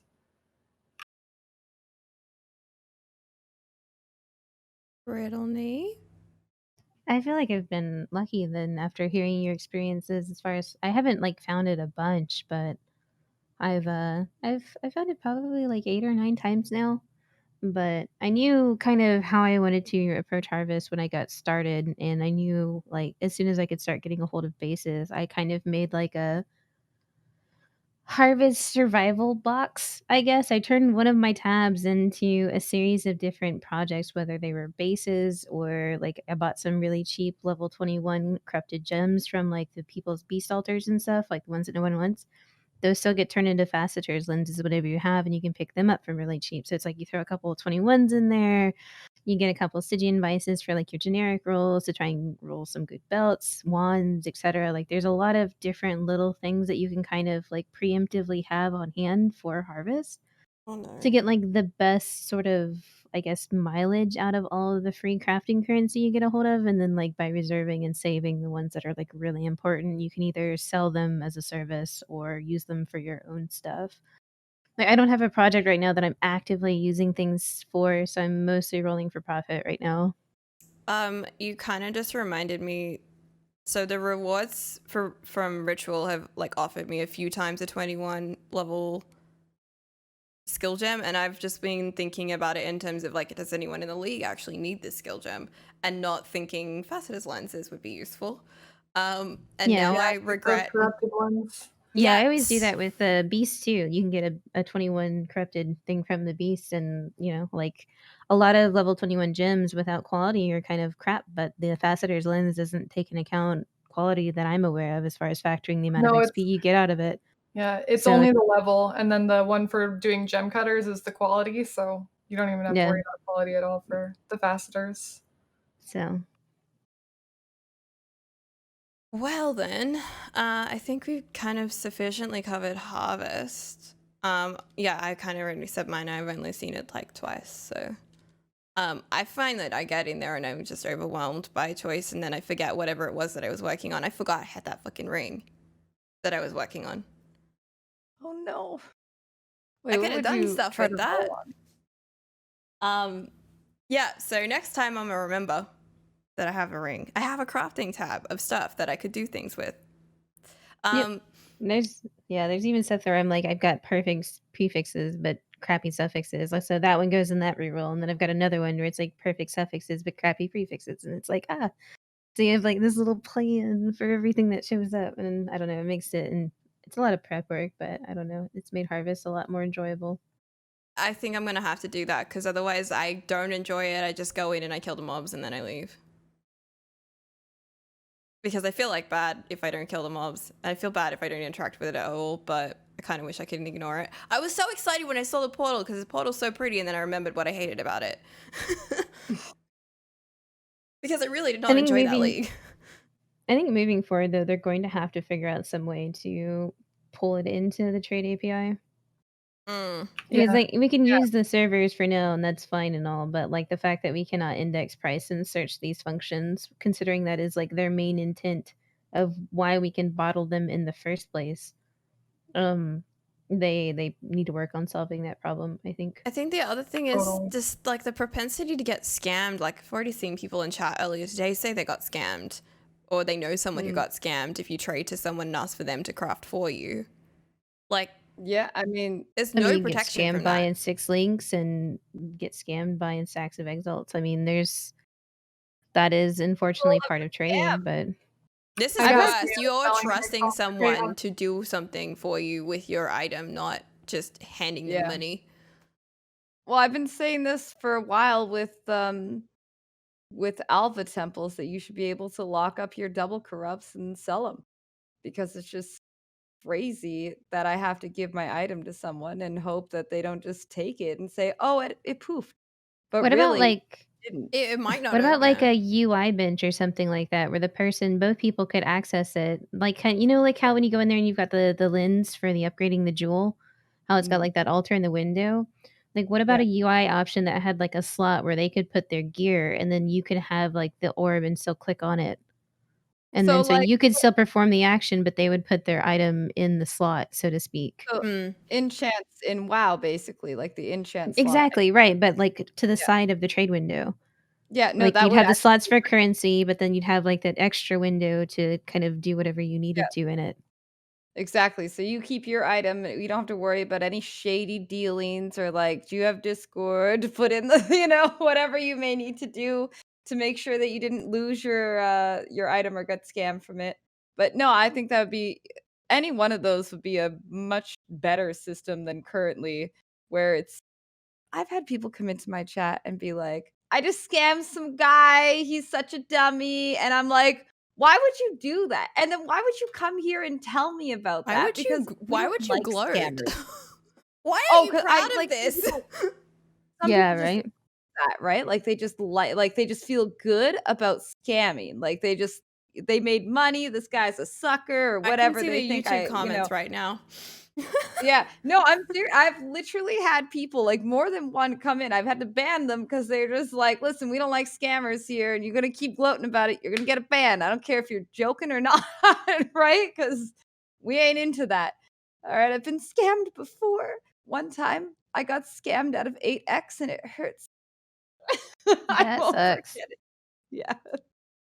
Yeah, I won't forget it. So, yeah, fuck that guy is what I'm saying. But also, but but also, yeah, it would be nice if they added in some way that we could feel safe about giving in our crafts. Yeah. Yeah, that'd be nice. I feel That'd like be it would good. I also think they factor will. into party play elements better as well, make things feel more collaborative if you are in a group. Yeah, but I mean, you can't even. I don't know how people group play this game. Like, unless I have an Orbot with me who's not doing anything, it's just you're either lagging behind or you're the one doing all the damage and they're lagging behind. Like, it's not cohesive, collaborative kind of party play, I feel, overall in the game. So I feel like MP and the crew kind of get it down. MP and the boys, they've got clearly a well-oiled machine that what are their computers? Supercomputers? Quantum like what do they got? And also they yeah, they have a system. They have like they pick out builds that complement each other so that they don't, they got a way. They also practice, which is kind of good. Yeah, that does help when you do practice.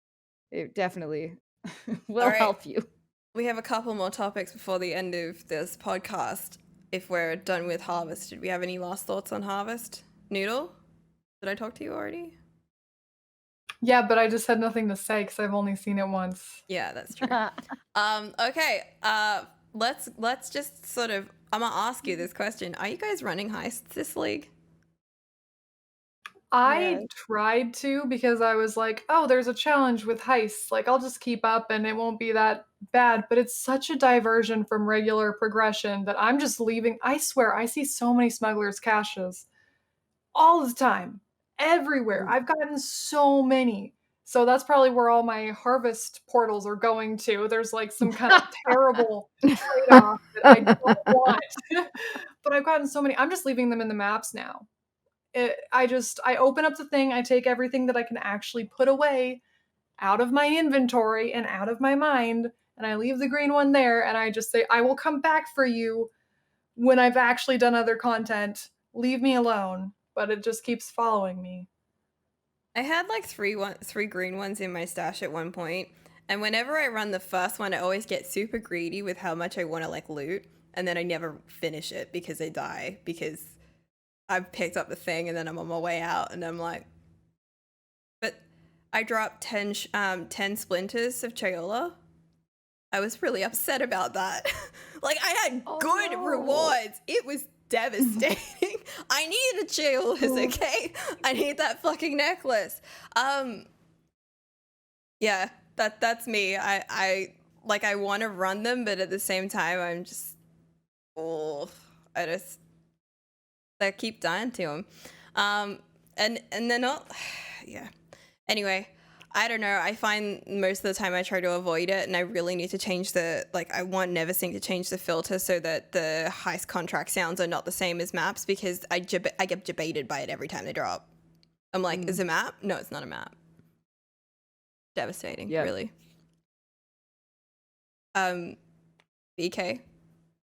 I haven't read any this league either. I am kind of just putting it off until when I absolutely need to take care of it.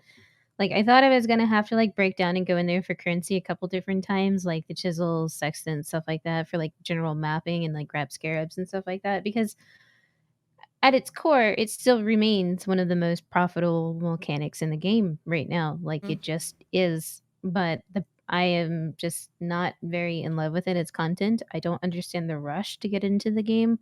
I feel like they definitely could have given it the harvest treatment and thought of new ways to kind of bring it back to being a little bit more exciting. And I kind of wish we'd get some sort of transparency as to why they rushed it. It feels rushed, like it's just, let's get it out there. We made it and blah. And I just there's been a lot of issues with, like, the rogue levels, having to redo that on top of everything else, and then crafting gear for them, and then there's been the argument, like, should they have gear levels, like, pick one system? And so I'm really kind of disappointed that it ended up in the game so soon, and I don't really wanna run it because all of the problems that it had before are, like, still there. The things that Yeah, we Everything I true. don't like about it are still yeah. there. The things we I, talked like, about it going core in our previous episode are 100% still accurate. Yeah. Like the items, Absolutely. the character levels of the rogues, the lack of Well, cohesiveness between the different like types of content, like contracts don't beget blueprints or any of that stuff.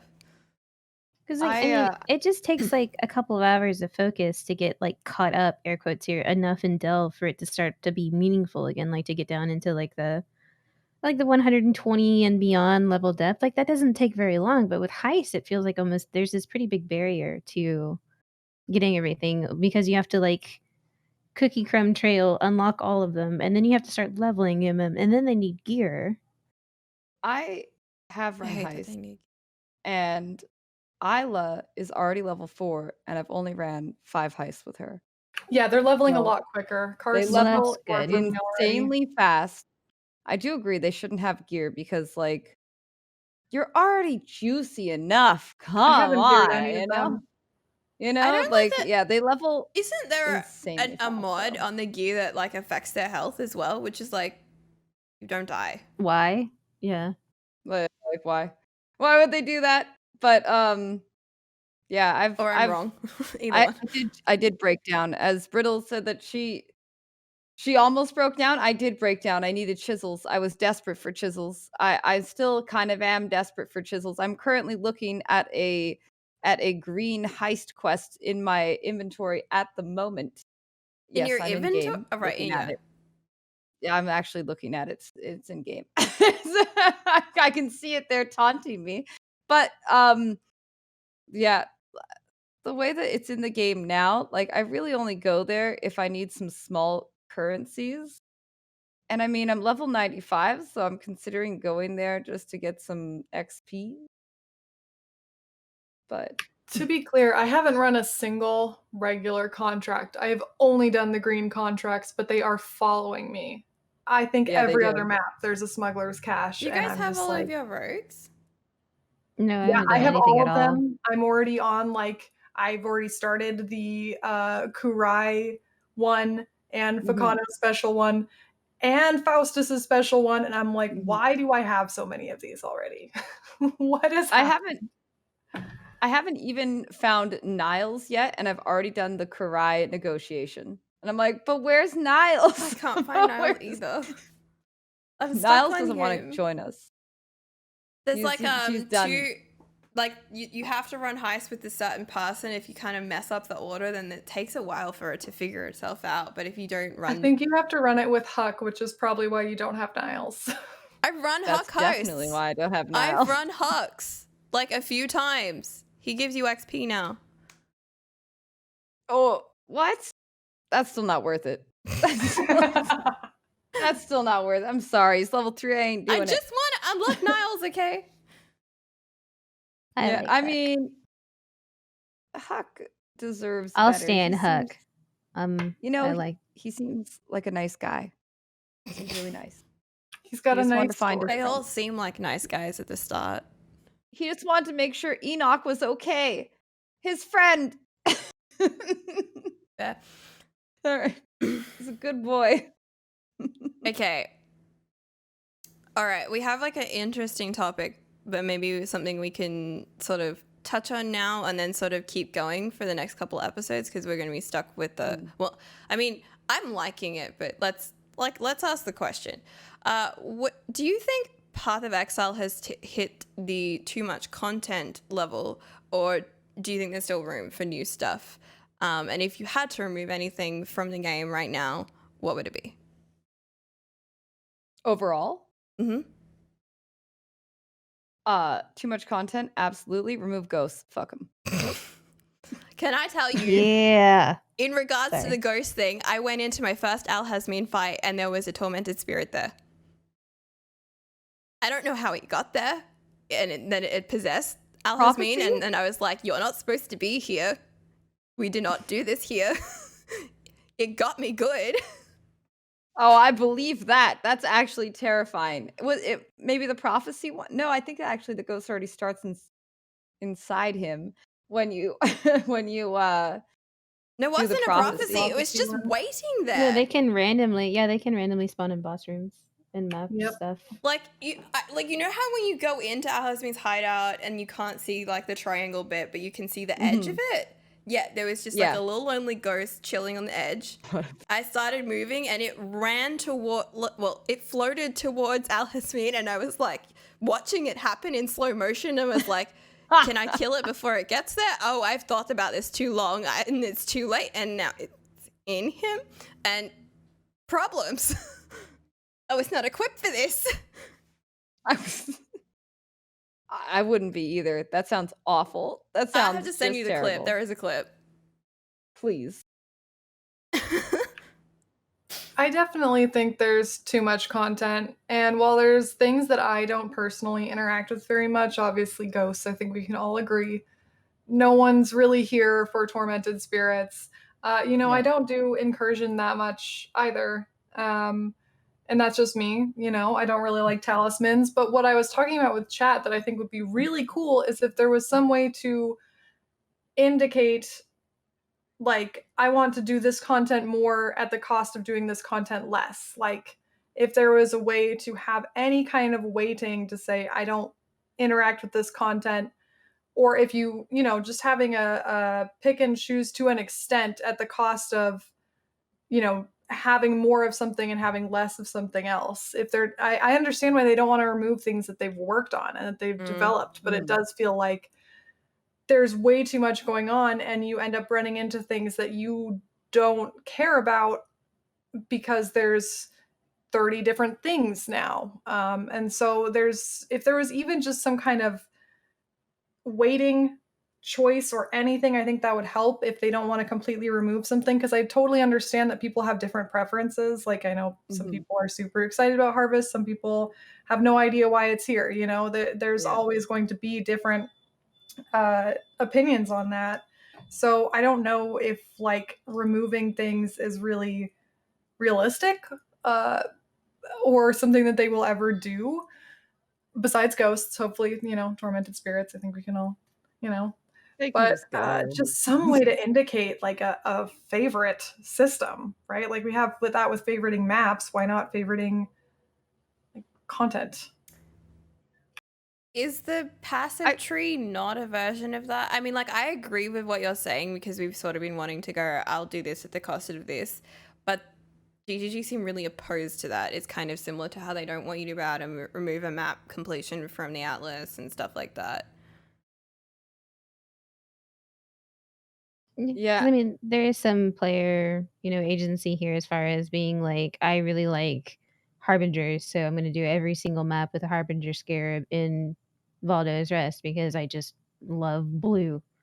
Like, I feel like there's some situations where things stack up and you can do that. But as far as like saying, like, I don't want to see this, I think this is a, eat your oatmeal situation, whether you want it or not. I don't think they'll ever like diminish something.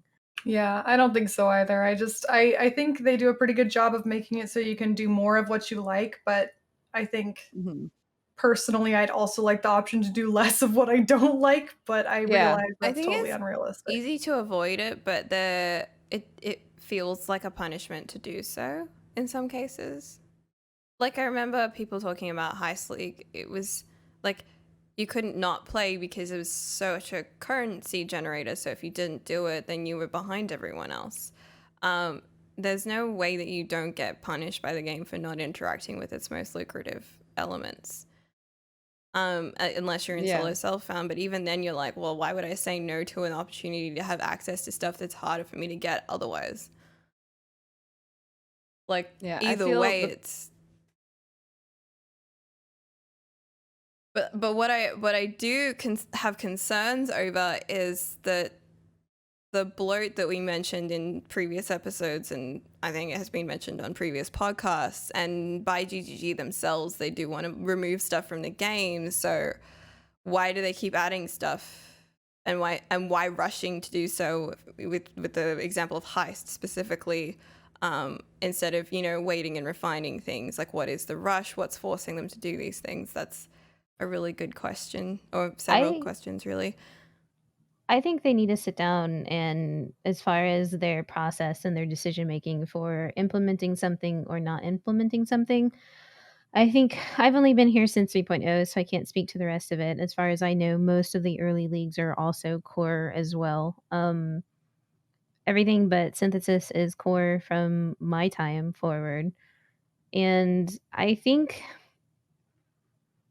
there's a lot of things where they could sort of give certain leagues almost like the synthesis treatment, where they cherry picked the boss fights because that's the thing that they wanted to keep from it because that's the most expensive part of development and it keeps the uniques in the game, blah blah blah.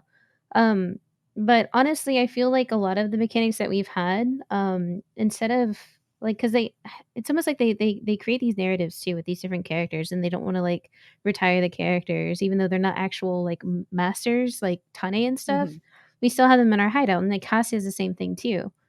Um, but I feel like they need to step back from that entirely and instead ask themselves the question like, does this need to be core or can this be a map device? Because honestly, the map device options are like the same like 8 boring shit over and over and over again, and like there's one that you really like and that's it.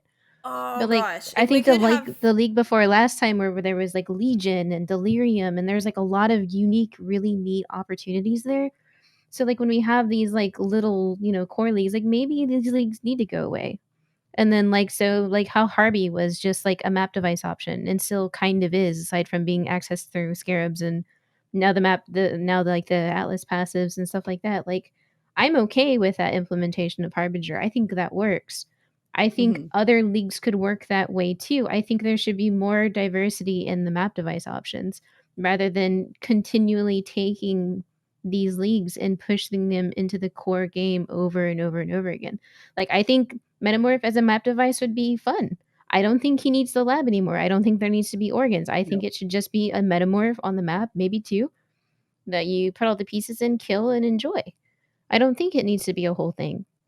And there's several leagues that we've had like this where like that could be an interesting level of like layering new options into each league by having like a roulette wheel or whatever of like all these different little options, and then you pick those and then people get really excited about a league because like yes there's like a clear mechanic, but then there's other sort of choices from there as well. I see the And like map device like the Disney Vault. I'm not sure if you guys are familiar with the Disney Vault, but basically Disney takes all the stuff they've made and only a portion of it is accessible every year. And then they vault that stuff and open it up a whole new lot. So like back in the days when we didn't have streaming or Disney Plus or anything, it meant that if you wanted to get a DVD or a video or any of those versions of like Aladdin or Beauty and the Beast or whatever it was, only some of them were available that year. And I kind of see the map device the same. Like it's a rotating vault of stuff that should be like, you take the one out and then you put a new one in, and then maybe it'll come back next league and it's more exciting when they reveal that it does, and that kind of stuff. So I'm building on Brittleknee's idea, I think. Yeah, like, because people get excited when there's Nemesis and beyond, right? Yeah, and so, like, there would just be more opportunities like that. Because you'd still see, like, the usual show up that people get excited about, like Nemesis Beyond, and, I don't know, that's pretty much the only two people lose their shit over, because Headhunter. But, I feel like a lot of the different leagues that they've shoved into being core could, at a 10% rate, could have just been a map device option and then retired from the game until it was brought back as a map device option and appears such. Because I feel like this is the best way to retire leagues. You bottle their essence, or leagues that don't have like tying masters and areas and stuff to them, like Blight, for example. Like Blight as a map device option would function completely pretty much the same way. You just add it to the map, you run your extra light, your extra like whatever maps, you get your oils and so on and so forth. And like sometimes you have like these leagues where there's specific items tied to them, like how Delirium has the cluster jewels, Blight has oils and stuff like that. So like completely restricting them can sometimes be like a problem, which is why I think they just take the 10% route. But I think with like leagues going forward, depending on how they design certain rewards, like maybe we could break away from the system where everything gets shoved into the core game. Yeah. Because I it feel would like make in it its more essence, even I would say even Heist, you could have put as a map device option. A heist portal will appear. You go in the portal, it dumps you in the harbor. There's already somebody's got a contract ready for you. You hit the button, you go. Yeah, that could work. Like, One I thing. don't know why there's just all this rushing to make the core game bigger when we could have like really interactive different leagues every time on top of it, They just would by have switching up the identities map by device collaborating options. with each other, like the combination. And then it of would be leagues. special too. It wouldn't be like this other fucking thing I have to do. It'd be like, yes, this is back. That means this part of the game is going to be easier and I can focus on this. Like, that's cool. It'd be a lot easier to focus on certain things as well, because it does feel like for me with Harvest right now, I feel like that's getting completely overrun by all these different things that are appearing when I don't have too much say in whether or not Harvest is appearing. And so like because of the bloat, I'm getting a lot of options that aren't necessarily like what I would want, and having it like intermittent where sometimes it's there and sometimes it's not would potentially make you realize whether or not it is something that should be there, right? Like if it's taken away and nothing about your gameplay or enjoyment of the game changes, then like, maybe that's not a really important mechanic. Wait, I'm going to advocate for one though. Bloodlines. It's just more pack size. It's generally really great. They put it on the map device as like a 1C thing. Really, it shouldn't. It should just be in the game. They should just be in every map, Bloodlines every time. Like that's really it. Yeah, Bloodlines is a good one, and maybe Domination. I think that's the Shrine one. But like, because they put those on the map, and it's like, who really cares about those on the map? Just keep them like in maps and never put them on the device again. Thank you.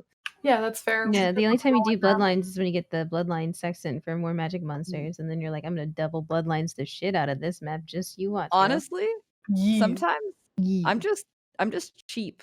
And I'm like, give me that Bloodlines. I just want a little extra juice. Not that much. Not that much, because it's like 2C. It's like nothing. Might as well just a little taste. That's all.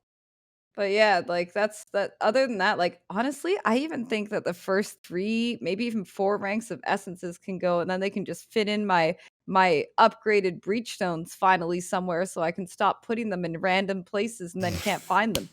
I do that too. I have a tab for like I just call it fake money, which is where all of the non-money monies and non-item things go. Like delirium orbs, metamorph stuff. I don't put blighted oils there because they go in my currency tab. And then that stuff all goes there.